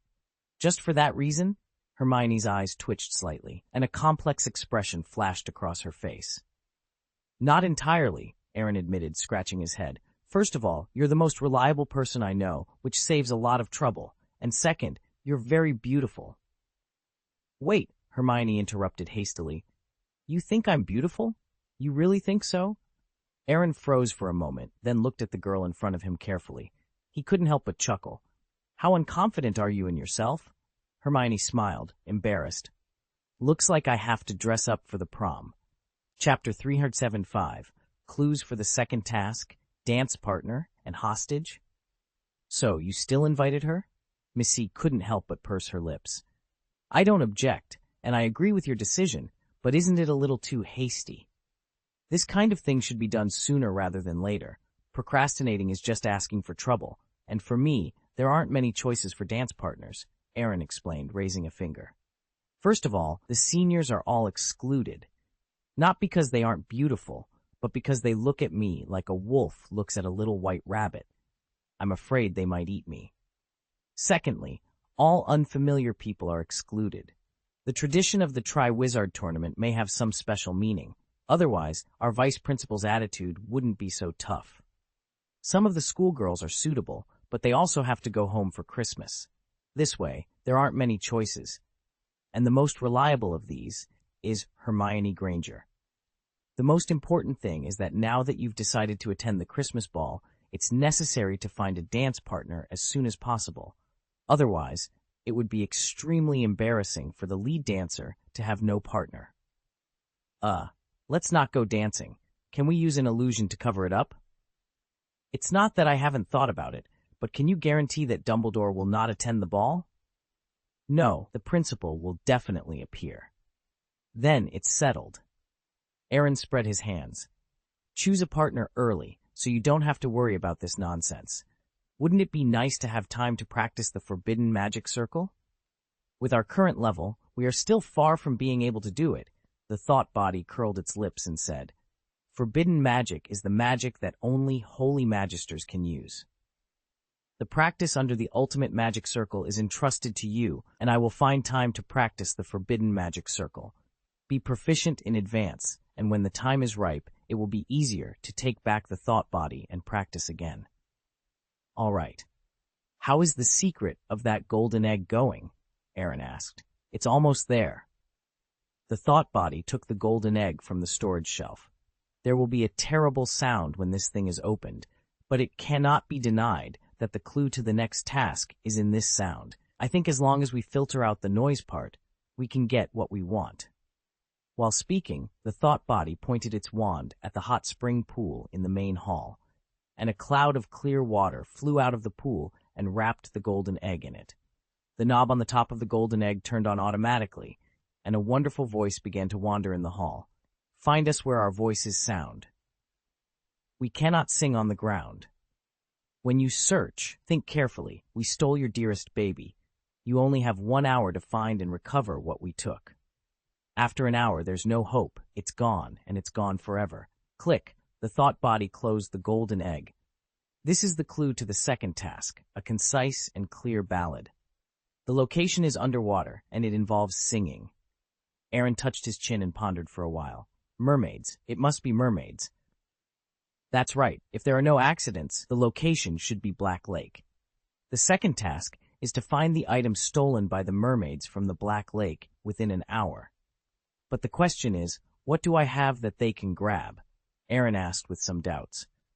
There are a lot of good things in the Shenming Temple, but they definitely can't get in. The defensive magic and self-destruct mechanism here can't be breached even if Dumbledore comes, let alone a group of mermaids who are difficult to land. What if it's not an object? The thought body said seriously.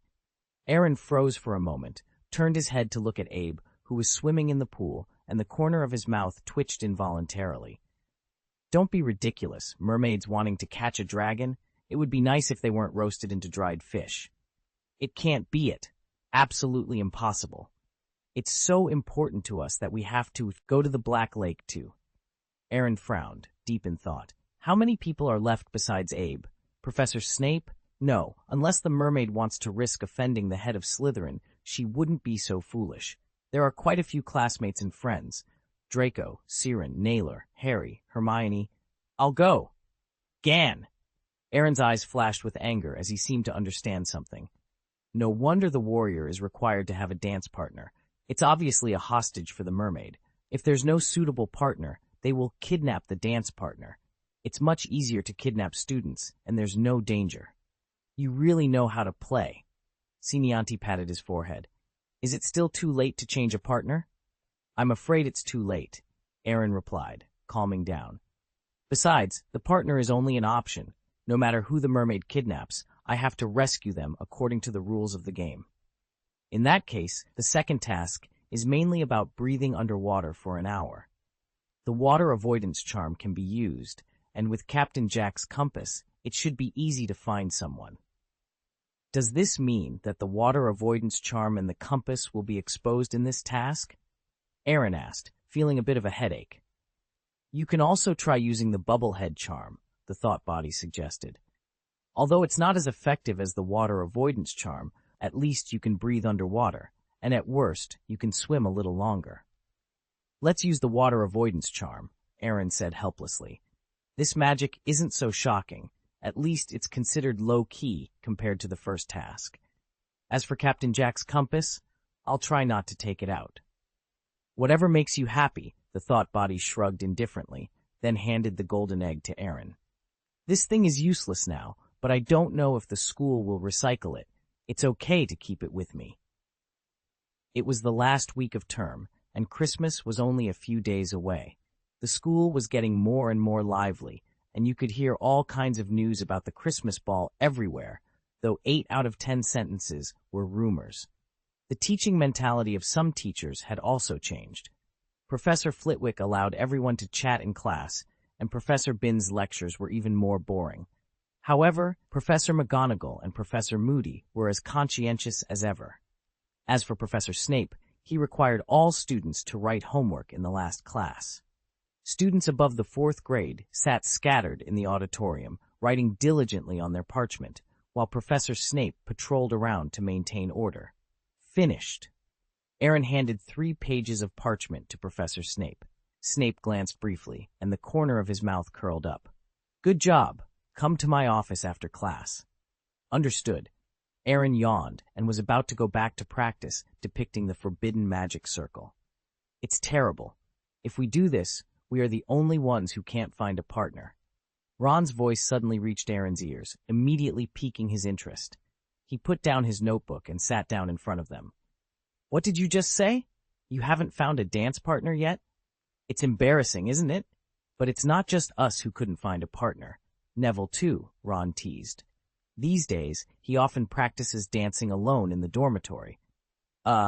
He must have found a dance partner to train like this. No way, Harry laughed in disbelief. We're pretty sure he didn't have a date. He did, in fact, interrupted Hermione. Neville invited Ginny.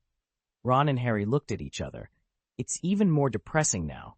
At this moment, a ball of paper was passed in front of them, handed over by Fred. It is better to act than to be excited, otherwise you will miss it. Incisive, Aaron commented intuitively. Then who are you going with? Ron asked, looking at his brother. Fred took his time and threw the ball of paper at Angelina. Would you like to go to the ball with me? Would you like to dance with me? Sure, let's go to the dance, Angelina agreed, with a smile after pondering for a moment. This move stunned the nearby onlookers, and Aaron gave a thumbs up. I'm sorry, I'm a bit shy around girls, he admitted. Didn't you find a dance partner? Harry asked unexpectedly, though he was secretly pleased. Aaron was definitely a prom favorite, and after the first event, he was probably only slightly less famous than Crumb. Knowing that Aaron hadn't found a dance partner made Harry and Ron feel less embarrassed about their own situation. What are you thinking? Aaron said, exasperated. I found a dance partner the next day, but I was a little embarrassed when I invited you. I see, Harry said, lowering his head in disappointment. I reminded you to find a dance partner early. You didn't wait until now, did you? I'm just not ready yet, Harry said stiffly. Girls are always in groups. It's hard to invite one alone. You have thinner skin than me. By the time you're ready, it'll be too late. Hermione, you're a girl, aren't you? Ron said suddenly. Good observation, Hermione replied coldly. Then pick one. Ron pointed to himself and Harry. Choose quickly. It's fine for a boy to go alone, but it's a disaster for a girl. Sorry, Aaron said awkwardly. She's my dance partner. What? You two, Ron stammered, and Harry's eyes widened in astonishment. The next moment, the two were slapped on the back of their heads. Professor Snape stood behind them with a blank expression. You seem to have forgotten that you are supposed to be doing your homework, Snape said sternly. Ha! Hermione couldn't help but laugh, but her laughter stopped abruptly when she saw Snape's dark expression. Professor, I'm done. She handed her parchment to Professor Snape and quickly got up to leave, not giving him a chance to reprimand her. After Snape walked away, Harry and Ron looked at each other with determination in their eyes. Listen, we have to find a partner no matter what. Before we go to the common room tonight, we need to find a dance partner, okay? Agreed, Ron said. The two began mentally screening suitable dance partners and prepared to seize any opportunity to invite them. However, they didn't realize that Snape had left and returned. Seeing their absent-minded conversation, he rolled up his sleeves and pressed their heads onto the table. Chapter 376, Chi-Chi was rejected. Such a pair of siblings. Have you found the clue to the golden egg? Snape asked Aaron in the potions professor's office. I have, Aaron replied. The challenge of the second task is to breathe underwater for at least an hour. Bubblehead charm, Snape suggested. You can ask Professor Flitwick to teach you this spell. With your talent, you should master it before the competition. If you find it bothersome, I have a herb in my personal pantry that may help you. Aaron frowned slightly. Thank you for your concern, Professor, but I think I have a better way. Don't force it, Snape warned. Not at all, Aaron assured, waving his hand as he led Abe out of the office. As they walked into the hall, they saw Cedric talking to Fleur. Aaron approached them curiously. Gaius, Fleur greeted familiarly. What are you talking about? Aaron asked. Of course, it's about the golden egg, Cedric said with some pride. I managed to unlock the clues inside. You didn't figure it out in the shower, did you? Aaron sneered. Cedric's expression froze instantly. You didn't figure it out in the shower too, did you? Is it hard? Wait, you actually did figure it out in the shower, didn't you? Aaron teased. Cedric smiled embarrassedly. I wanted to eliminate its noise, and I happened to be in the prefect's bathroom at the time, so I soaked the golden egg in it for a try. Crumb figured it out too, Fleur said casually. Someone from Beauxbatons told me he was practicing diving during this time. I have to say, Durmstrang's ship is really an excellent training prop. Did Harry figure it out? Cedric asked curiously. As far as I can tell, probably not. From what I know of him, he wouldn't have thought about it until the Yule Ball, Aaron speculated. He's really capricious, Fleur said disdainfully. What do you think of the clues in the golden egg? Mermaids. The mermaids in the Black Lake will steal our most precious items, Aaron said. He didn't express his suspicion that the mermaids might not be stealing items, but rather taking people. If there were no accidents, it would be their dance partners that the boys needed to rescue from the Black Lake, and what Fleur needed to rescue might be her own sister. I think so too. The key is how to breathe underwater for an hour. Delacour and I decided to use the bubblehead charm, which would allow us to get enough oxygen underwater. And you? What are you going to do? Cedric asked. Secret, Aaron said mysteriously, a slight smile playing on his lips. The magic I want to use consumes a bit more than the bubblehead charm, but it is the most practical. What magic? Fleur asked curiously. It's all kept secret. By the way, Miss Delacour, you are not a student at Hogwarts, so you may not be aware of some things. There are more than mermaids in the Black Lake. If you have time, you can ask Hagrid. No one knows the dangers better than him. Fleur was stunned for a moment, then nodded thoughtfully. Why did you tell me this? Aren't we supposed to be rivals? She asked. Because of my sister's unreasonable request, Aaron said tiredly.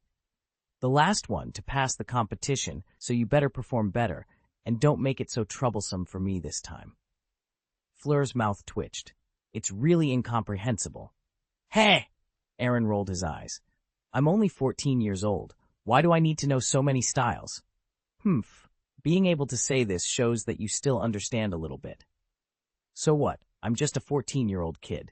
It's the first time I've seen a child who can fight several adult fire dragons. Cedric stood there in a daze, inexplicably feeling that standing there was a bit unpleasant. Why don't I avoid it for a while? He suggested. No, I'm the one who should avoid it, Aaron said, waving his hand. See you at dinner. Miss Delacour, Ron's voice suddenly boomed. May I invite you to be my dance partner? His voice was so loud that it was almost a roar, making it difficult for people not to pay attention.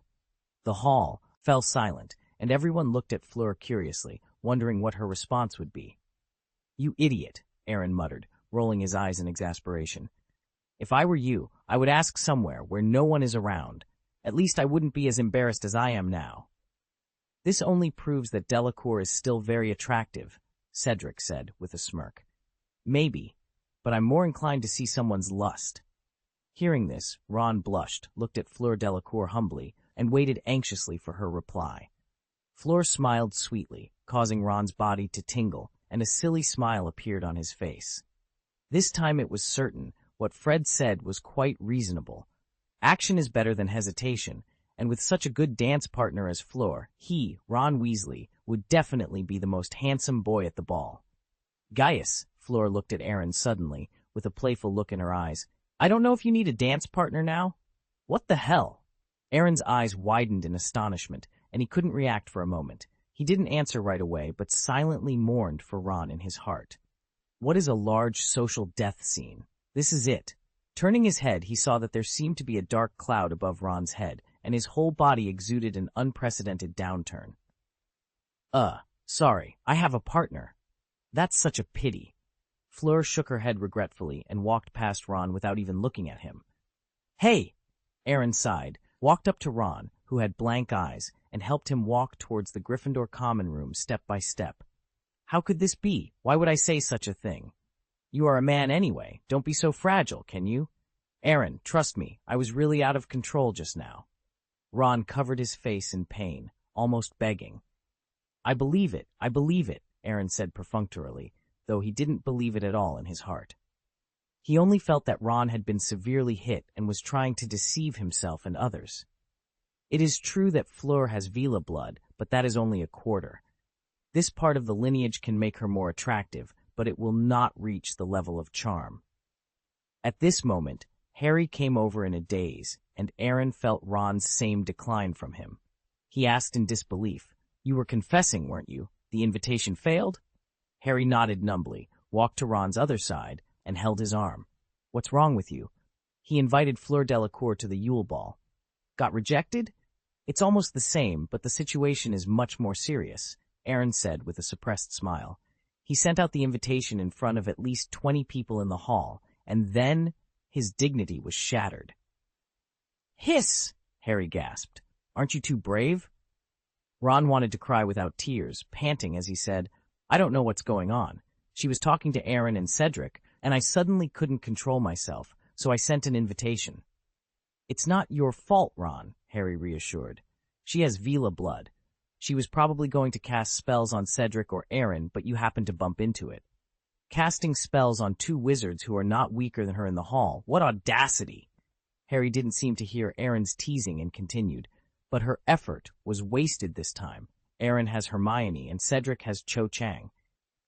"Wait, how did you know Cedric was going to the ball with Cho Chang? Are you going to invite her?" Harry nodded silently. Aaron was speechless immediately. What a pair of brothers and sisters. After finally making up their minds to invite others, they were all rejected. "At least I wasn't rejected in public," Harry forced a smile. "I sent out the invitation when she came out alone." "Much better than me," Ron said bitterly. "Harry, we urgently need dance partners now. Otherwise, it will be too embarrassing. Your time is running out, and there will be fewer and fewer options to choose from. So, lower your standards appropriately, and do it yourself." Hearing this, Harry and Ron exchanged glances tacitly. Now their hearts were filled with a sense of urgency. It's just a dance partner. Just find a girl to make do with, and they didn't dare to expect anything else. They did find partners in the afternoon, too, with Harry finding Parvati Patil, who shared Hermione's dormitory. Ron found his sister, Padma Patil of Ravenclaw. Due to the Christmas ball this year, many more students chose to stay at school than in previous years. After the first semester, most students put their homework aside and enjoyed playing at school. On Christmas Day, it snowed heavily outside. Aaron sat up in bed, noticing a bunch of gift boxes placed beside him. His parents had sent a few postcards, featuring picturesque photos of Lin Haishui Yuan, which were quite poetic. Jin's had sent a piano and some music scores, perfect for adding decorations to the Shenming Temple. What surprised Aaron the most was a gift box from Adrian. Opening it with a mix of trepidation and curiosity, he found a piece of pure black ore inside, likely intended for the unfinished artifact. Along with it was a note, "I wish you an unforgettable dance party." "Baffling," Aaron muttered, curling his lips. After a quick wash, he took Abe out of the dormitory. In the common room, Draco was showing off his tuxedo robes, while his dance partner, Pansy Parkinson, offered occasional comments. "There are more than 10 hours before the dance. Do you really need to be this serious?" Aaron teased. "It's just a matter of getting used to it in advance. There are some differences between wizard robes and formal dresses. Since you're one of the warriors who will be dancing, I recommend practicing with your partner beforehand. It would be embarrassing if you don't dance well tonight," Draco advised. Aaron smirked. "You don't have to worry about that. I'm a professional." Chapter 377. The dance partner hasn't arrived yet. Was she stood up? At 7 o'clock in the evening, the night was growing darker. White snowflakes fluttered under the yellow light as the students of Beauxbatons and Durmstrang left their respective carriages and ships, making their way through the gates of Hogwarts Castle. Aaron had changed into a black dress robe and had even made a matching outfit for Ab. Together, they walked out of the dormitory and entered the common room. Many male and female students were gathered there, laughing at each other's clothes while feeling a bit nervous. You're wearing two ordinary clothes, Draco remarked, looking at Aaron with some puzzlement. Is there a problem? Aaron asked. No problem, but I always feel that this dress is a bit too common. Crabbe and Goyle are wearing the same type, and they're dance partners. Draco trailed off. Wait, the two of them actually found dance partners? Aaron asked in surprise. Who has such unique taste? Draco's mouth twitched. I'm also surprised they found partners. They invited two third-year Slytherins. The girls agreed without much hesitation when they heard they could get your autograph. What the heck? Aaron's eyes widened in astonishment. He turned to look at the two big men in green dresses. You two have really grown up. You shouldn't have given us an autograph, Crabbe said with a smirk. I heard that even Weasley found a dance partner. We couldn't let him outdo us, Goyle added, lowering his head guiltily. Malfoy didn't object to our plan. Aaron shifted his gaze to Draco and noticed the complaint and anger in his eyes. Draco immediately laughed. 2 autographs for 2 dance partners. It's worth it. Fine, but let's not make this a habit, Aaron said weakly. For the sake of our 3 years of acquaintance, I'll give you the autographs tomorrow. Thank you so much, Crabbe and Goyle said in unison. But having said that, you are a warrior in the Triwizard Tournament. You should dress more impressively, Draco insisted. Aaron waved his hand indifferently. Except for weddings and funerals, our family doesn't put much emphasis on formal occasions. Even so, you are still the representative of Slytherin. If you are compared to Diggory and Potter, you're overthinking it. Most people wear clothes like mine, and... Aaron paused, standing between Crabbe and Goyle, who had changed their clothes. Personally, I think clothes aren't the point, as long as they aren't too exaggerated. Draco couldn't help but smirk. Aaron standing between the two of them was like a phoenix among pheasants, not ordinary at all. Comparing it like this is really speechless, Draco admitted. It's almost time, Naylor said, looking at his watch. Everyone can start heading out. The door of the auditorium will open at 8 o'clock. Before that, you need to find your dance partners from other houses or schools. Of course, it's different if your partner is a Slytherin. A group of Slytherins passed through the doorway, out of the underground common room, and headed towards the foyer. The place was crowded with students. Aaron, Draco, and the others separated to look for Hermione, but after walking around, they couldn't find her. We agreed to meet here, Aaron said, feeling a bit embarrassed to be standing alone. Hi, Aaron, Cedric greeted him. His dance partner was Cho Chang, Harry's crush. Is your partner here yet? Maybe I came a little early. Aren't Fleur and Crumb not here yet? Aaron replied. You are here, Fleur's voice called out. She was wearing a silver-gray satin robe, and her silver hair was particularly eye-catching and glamorous. This is Roger Davies, my dance partner, Fleur introduced. You may all know him. Old friend, Cedric laughed, captain of the Ravenclaw Quidditch team. Where's your partner? Fleur asked, looking at Aaron with a teasing glint in her eyes. You didn't come alone, did you? Did you? She'll be here soon. Aren't Crumb and Potter here yet? No, Cedric shook his bupses. It's still half an hour away. You talk first. I'll find my partner. Otherwise, I'd be embarrassed to stand with you, Aaron said, then turned and walked up the stairs. After a few steps, he bumped into Harry and Ron, who were not with their partners. Damn it! Aaron couldn't help but gasp when he saw the dress Ron was wearing. Did you take out the antiques that the Weasleys have collected for hundreds of years? This skirt, no, this dress is too indecent. The tan color is fine, and the lace and concealed collars are tolerable, but what about the raw edges on the sleeves? My mother sent it to me. At first, I thought it was a dress for Ginny, Ron said, enduring great humiliation. George and Fred both have their own dresses, but for me, it's just why? Just because they got a large investment. Leon gave them a few thousand galleons, and it's definitely more than enough to spend a small part of it to buy a dress. Yeah, they bought it for Ginny too, but I really doubt I'm their brother. Ginny is a girl. Face is still important, Harry said somewhat unnaturally. As for you, you also know what kind of character George and Fred are. They always fear that the world will not be chaotic. You can never tell a joke in your life. Ron's face turned even uglier. If it wasn't for the wrong occasion, he would have wanted to cry. Okay, let's not talk about that. Can anyone tell me where Hermione is? I can't find her. Hasn't she come yet? Ron said unexpectedly. She started preparing at 5 o'clock in the afternoon. Okay, Aaron scratched his head. Looks like I'll have to wait a little longer. Who is your dance partner? Parvati and Padma, one Gryffindor, one Ravenclaw. Harry looked forward unconsciously and found that Cho Chang, in a bright dress, was standing with Cedric. He couldn't help but feel empty in his heart. Don't look. I told you to start early, but you had to hesitate. Ron patted Harry on the shoulder and said comfortingly, It's okay. We've already found partners. Fleur is also there. What? Ron's face turned red instantly, and he quickly hid behind Harry. Didn't she see me? Probably not, Aaron said, dumbfounded.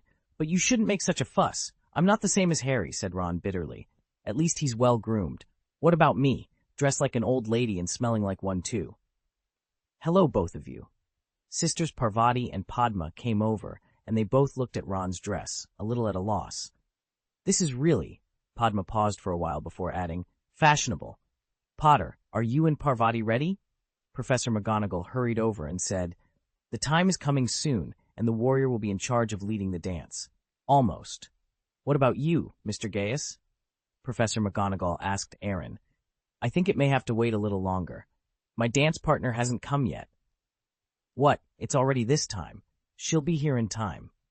Okay, Professor McGonagall nodded. Potter, you take Parvati to Cedric's place and prepare to line up later. As for you, Weasley, you go into the Great Hall with Padma first. After a few people left, Aaron continued to pace in place. Crumb entered the foyer with his dance partner, presumably a member of his fan club. When passing by Aaron, he stopped. She hasn't come yet, has she? Yeah, not yet, Aaron said subconsciously, but quickly realized. Who are you talking about? Her, May. Hermione, Aaron said, speechless. Your pronunciation is somewhat substandard. Crumb nodded slightly, not too embarrassed. Victor, Professor McGonagall shouted. You should come and line up. Crumb immediately walked towards Cedric and the others with his partner. According to this, I'm the only one left, Aaron hugged Abe. And you. Time passed by every minute and every second, and there were less than 5 minutes left before 8 o'clock. Professor McGonagall and the other 4 groups of warriors gradually turned to face the Great Hall. Professor McGonagall turned her attention to Aaron. Mr. Gaius, she called anxiously.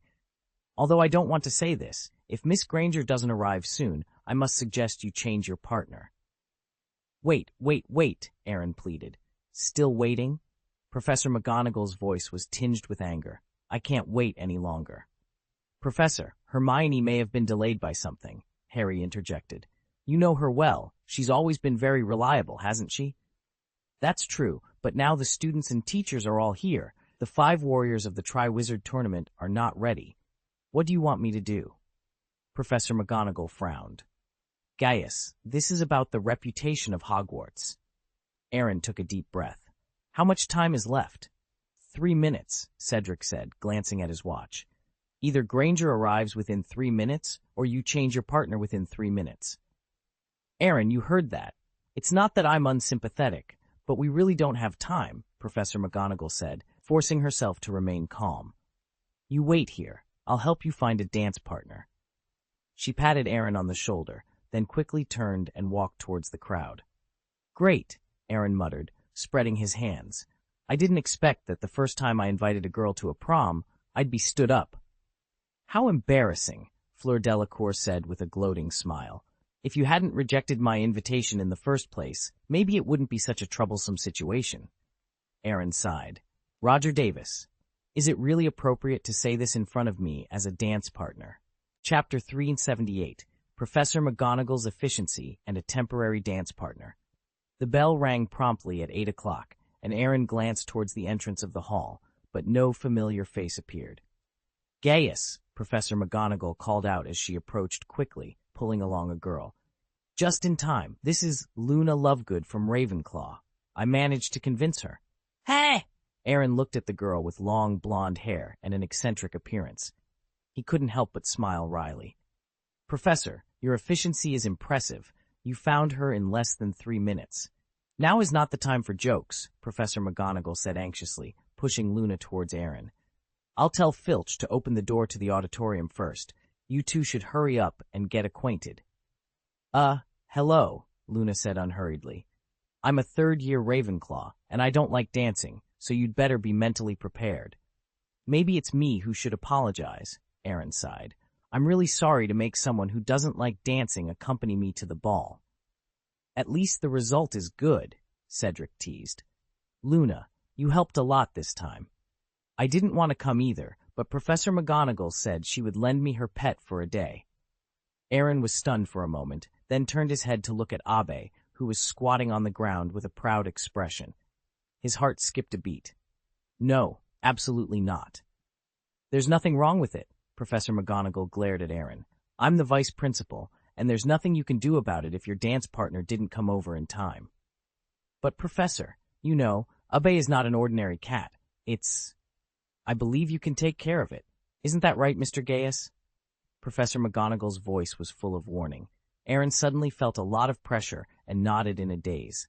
Crunch! The oak door of the auditorium opened. Fleur and Roger walked in confidently, followed by Krum and his dance partner. Cedric and Cho Chang were in the middle, with Harry and Parvati following somewhat cautiously behind. Finally, Aaron and Luna entered. The walls of the auditorium were covered with silver frost, and the ceiling resembled a starry night sky, with countless silver stars falling like raindrops. Hundreds of beautiful flower elves flew around in midair, and several long tables were replaced by hundreds of lit lanterns. As they entered, hundreds of people applauded and welcomed them. The warriors brought their dance partners to the guest table. Dumbledore showed a good-natured smile, and several other referees had also changed into their uniforms. Barty Crouch was absent, and Percy Weasley sat in his place. Adrian looked at Aaron, then at Luna beside him. After a moment of doubt, he showed approval and gave a thumbs up. The warriors and their dance partners sat down at the guest of honor table. There was no food on the plates, but there was a menu. The corresponding food would appear on the plate when the name was pronounced. It's very Christmas-like, Luna said with a smile, hugging Abe. It's so beautiful. After all, there are guests, Aaron pointed out. We must make them feel at home. The auditorium at Beauxbatons has huge diamond statues, shining brightly, said Fleur contemptuously. The food is superb too, and there's a choir of nymphs, and no mischievous ghosts. That's right, that's right, Davis patted the table, seemingly agreeing with Fleur. This senior's concentration is really not ordinary. Aaron muttered under his breath, disdainfully. What did you say? Nothing. Let's eat. The Christmas banquet is much richer than usual. It's just too greasy. Then you don't have to eat it. Aaron rolled his eyes. If Miss Delacour is dissatisfied with the food, you can find my brother, Adrian said with a smile. It is no exaggeration to say that he is proficient in various specialties of various countries, and I promise he will not disappoint you. What are you kidding? It's true, Harry interrupted. I had the pleasure of tasting one at the Weasel Eye's house 2 years ago, and it was a delicacy I'll never forget. Aaron, Harry said, giving him a wink and adding seriously, you can't talk nonsense about some things. Harry came to his senses, smiled mischievously, and silently lowered his head to eat. Don't be so modest, it's the truth, said Percy. Aaron suddenly felt his heart twitch violently, and Percy's words made him feel a mix of emotions. Really? Fleur looked at Aaron suspiciously and asked. Fake, Aaron said angrily. I am also the heir of the family, after all. Do you think I just study recipes? It seems to be true, Aaron chuckled, not wanting to explain further. Believe it or not, it's your business, but whether I cook or not is mine. Good performance, Adrian said abruptly. I really didn't expect you to find a second dance partner in such a short period of time. Bang! The fork in Aaron's hand fell to the plate. He said in disbelief, So, Hermione, did you do this? Adrian shrugged. You really shouldn't reveal who your dance partner is. How does it feel to be stood up? Where is she? You didn't do anything to her, did you? Don't worry. Adrian pointed to the back room. Miss Granger is dining inside. I have to admit, you have a good eye. She is really pretty. Aaron rolled his eyes and was about to get up to take a look, but Adrian stopped him with a look. Sit down. I will explain what needs to be explained. Now you have to eat well. Sister, are you free? Does this have anything to do with you? Aaron asked. Adrian didn't answer directly, but asked with a smile, Have you received the Christmas gift I gave you? Unforgettable dance, that's what you mean? Aaron said angrily. I'm being let go, trying to embarrass me on purpose. You have a solution. I know you do. It turns out you did too. That, Luna said embarrassedly, I was called by Professor McGonagall. Is that so? Adrian was a little surprised. I thought it was you who pulled in a beautiful girl temporarily. Now it seems that the teachers at Hogwarts are pretty good. Minerva has always been reliable. Otherwise, she wouldn't be the vice-headmaster of Hogwarts, Dumbledore said. I've let you down, Aaron snorted softly. I have a dance partner, and knowing that she didn't deliberately let me down, I feel a lot better. Adrian smiled without saying a word, but the familiar playfulness in his eyes made Aaron's heart beat wildly, and a feeling of uneasiness arose spontaneously. The guests and hosts enjoyed the meal, but Aaron felt dull and absent-minded. After dinner, Dumbledore stood up, and with a wave of his wand, all the tables, chairs, and tableware flew to the wall, leaving a large space in the middle. He turned the open space into a stage, placed a group of musical instruments on the right wall, and specially invited the eccentric sisters to join the stage and pick up their respective instruments to play. With the sound of beautiful music, all the lanterns in the auditorium were extinguished, leaving only the dance floor in the middle brightly lit. Let's go. It's time for us to dance, Cedric said, taking Cho Chang to the stage first to lead the dance, followed by Fleur and Krum with their partners. Harry pursed his lips nervously, was dragged onto the stage by Parvati, and jumped up staggeringly. There's a small problem, Luna said, blushing. I said I can't dance very well. It's okay. I'll take you with me, Aaron shrugged. I'm a little confident in dancing. Luna jumped very stiffly at first and accidentally stepped on his feet a few times. But Aaron was professionally trained, and Jins attached great importance to communication and etiquette, putting a lot of thought into training him. Under his guidance, Luna quickly got into the rhythm and danced the waltz gracefully, not far behind the other 4 groups of warriors. Gradually, many people joined in, and the warriors were no longer the center of the dance floor. Neville was with Ginny, Draco was with Pansy, Dumbledore was with Maxim, and even Moody, who was half disabled, danced awkwardly with Professor Sinistra. Adrian sat alone on a chair, watching his brother dance with great interest. Abe squatted obediently beside her, occasionally filling his pockets with snacks. Finally, the organ played the last note, and when the song ended, warm applause broke out in the auditorium. Woohoo! Luna shouted excitedly, giving Aaron a hug. She smiled and said, Dancing isn't so boring after all. But it doesn't make much sense, Aaron replied, politely removing his right hand from Luna's waist. The task of leading the dance as a champion is completed. We can step down now. At that moment, the second piece of music began, its rhythm much faster than the first. Luna still had a lot to say, but Aaron seemed uninterested, and no one else could persuade him otherwise. Aren't you going to dance a bit longer? Adrian teased. The dance will last for 4 hours, and you've left in less than 10 minutes. Moment, are you embarrassed? Sorry, Aaron said, somewhat exasperated. I didn't want to dance in the first place, but because of the Triwizard Tournament tradition, I had to come. I even found a dance partner at the last minute. Now, I need to meet with Hermione and clear up the misunderstanding from tonight. Adrian raised an eyebrow.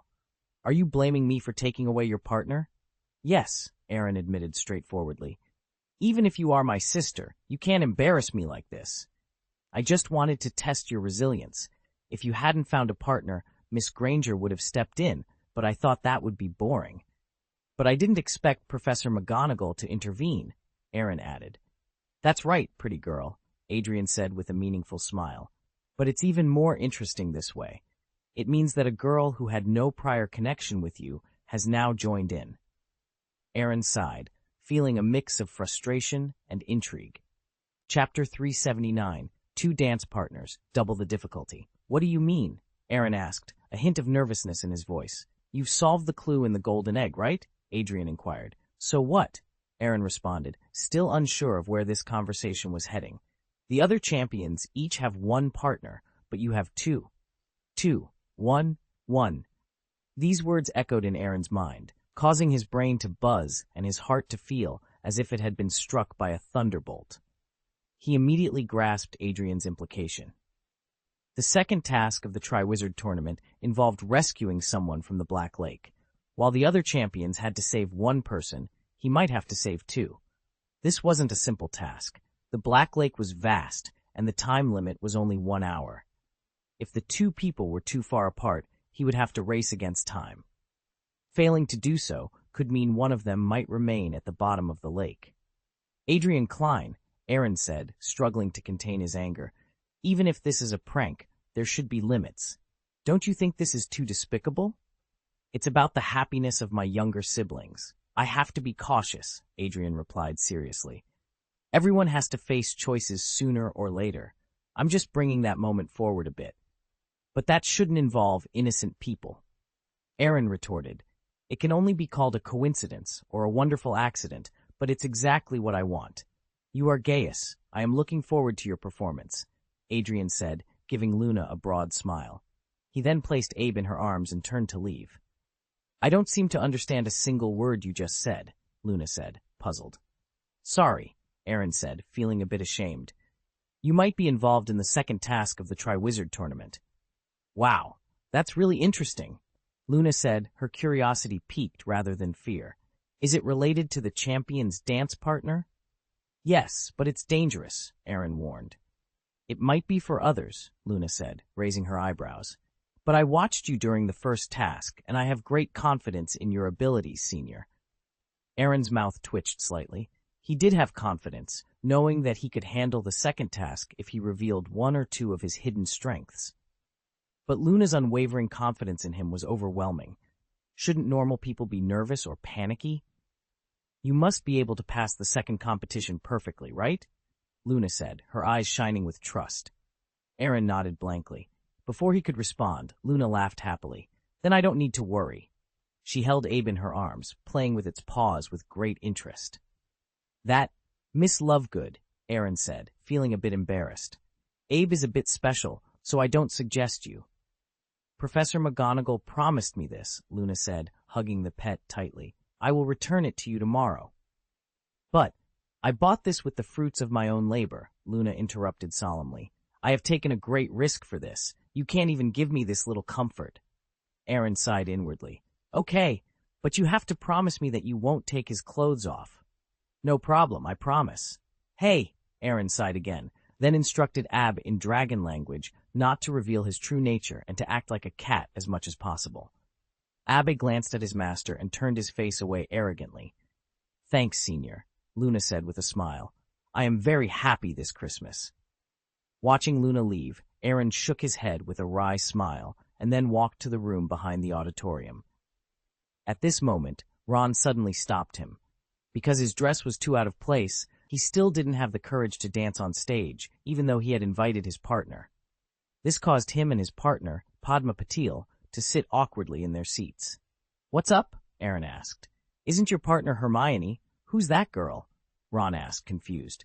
There was an accident, and Hermione didn't make it to the dance in time. As for the girl, it was Luna Lovegood, a third-year Ravenclaw, Aaron explained helplessly. Professor McGonagall gave me a temporary dance partner. Found her temporarily? And she's still so beautiful? Ron said, astonished. Ron admitted that he was envious. Why didn't I get this treatment? You're not a warrior of the Triwizard Tournament, Padma said angrily. Aren't you inviting me to dance? No. Very good. Padma glared at him and left decisively. She looked around the edge of the dance floor for a while and easily found a new partner. It's good that people don't dislike you, but you're still not satisfied? Aaron said, exasperated. I don't want to either.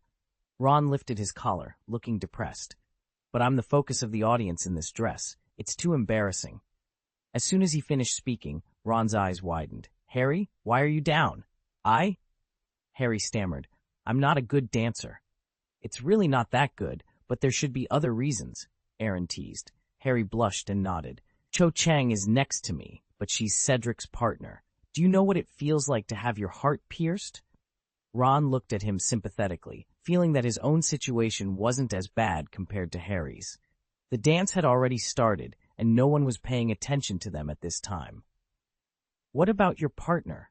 Harry pointed to the dance floor behind him. The two looked in the direction he pointed. Parvati was dancing happily with a Durmstrang student. "You two are indeed best friends," Aaron said, shaking his head.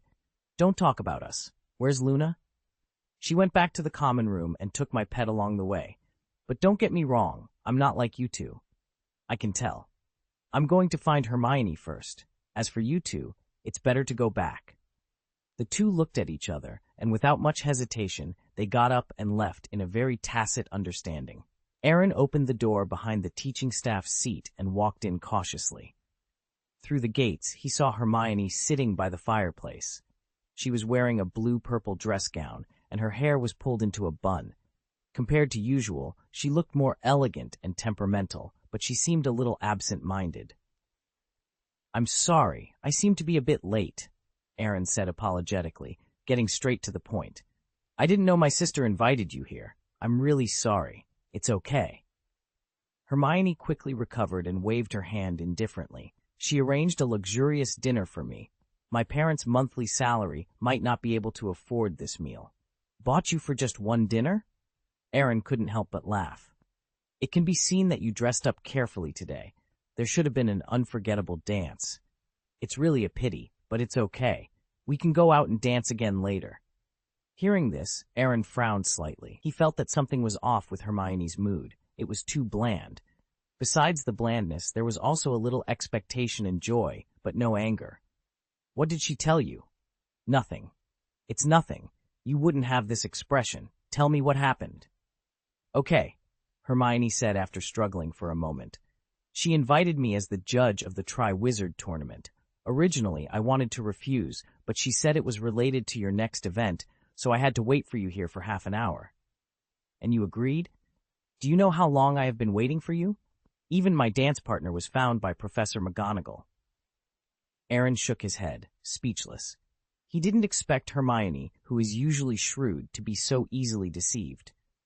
Sorry," Hermione said with a somewhat unnatural expression. "She said this is the elder sister's love for the younger brother, to test your ability to deal with emergencies. If you didn't find a temporary partner, I would go out and help you immediately, and I wouldn't embarrass you." "Then have you ever wondered what would happen if I found a partner?" Aaron asked rhetorically. "She said you would come to see me in half an hour at most, and it turns out that's true." "Hermione," Aaron said helplessly, "don't just believe such unrealistic words in the future. What if I didn't come to you? I'm afraid you'd have to stay in this room for 4 hours before you can go out." "My elder sister still suppresses my younger brother by blood," Hermione said, raising her eyebrows. "Those are Miss Klein's exact words." Aaron blinked in confusion, a wry smile forming at the corner of his mouth. "Goodness, really? There's only a 1-year difference between us, but compared to her, I still feel too young. While I'm still fumbling around the chessboard, she's already a master player, but she's quite ruthless." "What do you mean?" Hermione asked, puzzled. "It's better that you don't know," Aaron sighed deeply. The situation had already unfolded, and there was no point in dwelling on it. If Hermione knew that the half hour she had been hiding had made his second task several times harder, she might be overwhelmed with guilt and unable to sleep. "What else did Adrian tell you besides this?" Aaron inquired. Hermione hesitated, her face flushing slightly. She seemed unsure of how to respond. "Why are you so nervous? Just say what you need to say," Aaron encouraged.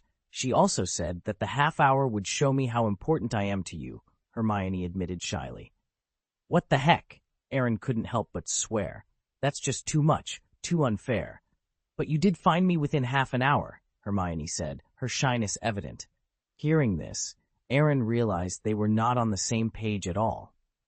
Hermione was thinking about whether he had been in the room within that half hour, while he was contemplating who he should save first during the second task. Although he was deeply troubled and wished he could tell Hermione about Adrian's plan immediately, he suppressed the urge. He could handle the situation alone, but Hermione's emotional resilience might not be strong enough to bear the truth. At least until the second task began, it was better not to let her know too much. Chapter 380, The Almost Exposed Shenming Temple and the Method of Underwater Breathing. Aaron invited his second partner onto the dance floor, swinging wildly to the beat of the music. Hermione's dancing skills were much better than Luna's, and she moved gracefully without needing his guidance. The men and women on the dance floor grew more excited with the rhythm of the music. Few people noticed that Aaron had changed his partner, or they simply didn't care. After more than 2 hours, the music gradually calmed down, and they left the dance hall. Contrary to Aaron's composed demeanor, Hermione's pretty face was slightly flushed, and she kept fanning herself with her hands. "Aren't you hot?" she asked. "Not really," Aaron replied. "Almost forgot you have the physical fitness to fight a fire dragon. How did you practice it?" Hermione inquired. "I can't really say," Aaron shrugged. "Would you like something to drink?" "Butterbeer, please?" Hermione responded eagerly. Aaron subconsciously reached for his pocket, but soon remembered that his pet, wallet, and warehouse had been rented out by the vice principal for the day. He walked over to the drink cabinet by the wall and grabbed 2 bottles. "Thank you." Hermione took a big sip, feeling much better. "Have you solved the clue in the golden egg?" "I have. I know more than anyone, but you don't want to know. When you get back, tell Harry that the second task is impossible with the broom. He'd better get ready. Or what?" Hermione asked curiously. "I almost forgot. This competition doesn't allow abstaining," Aaron chuckled. "I can only say that the longer he delays, the harder it will be to pass the second event." Hermione frowned slightly.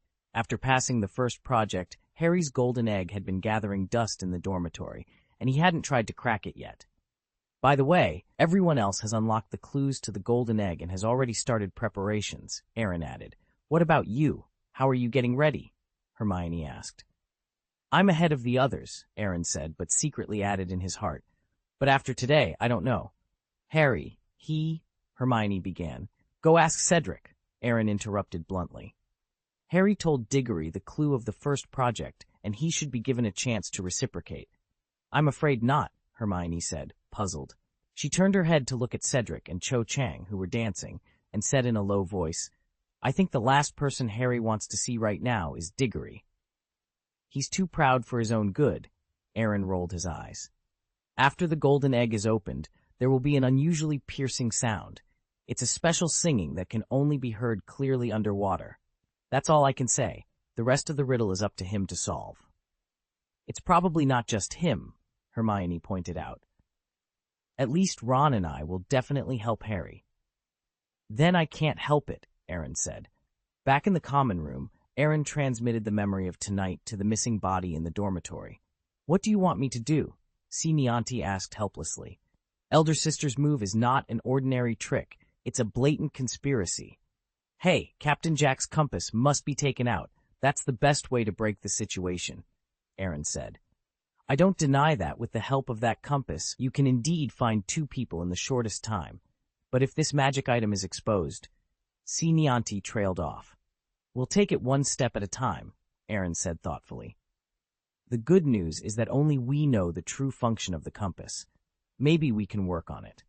A magic item that can point to people's thoughts has great appeal to everyone, but it's another matter if this magic item has some restrictions."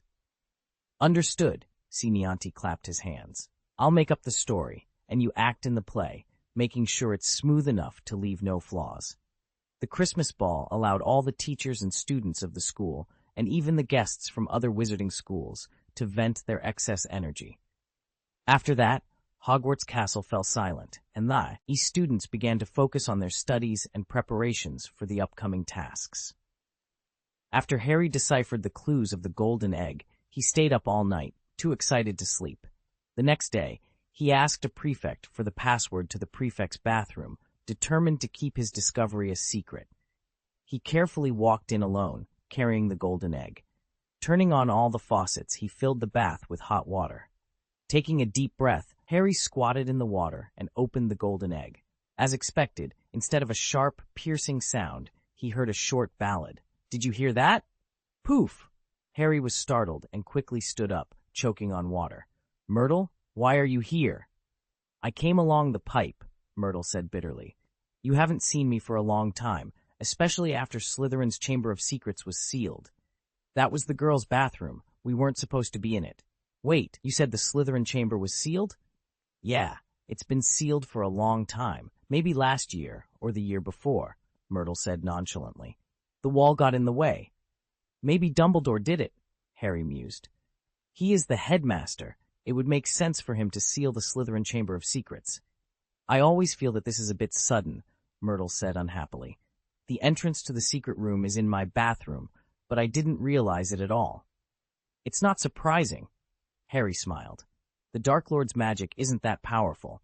Maybe when you were wandering outside, Dumbledore waved his wand and sealed the secret room. But he didn't discuss it with me. He's the headmaster. Your bathroom, including the secret room, is Hogwarts property. There's no need to discuss it with you. Maybe, Myrtle conceded. Aaron didn't know that his Shenming temple was almost exposed during the conversation between the two. Fortunately, Harry's quick thinking smoothed over the last flaw. Can you figure out the clues in this egg? Myrtle asked. If you can't hear it on land, it must be underwater, Harry said slowly. But what's underwater? A giant squid?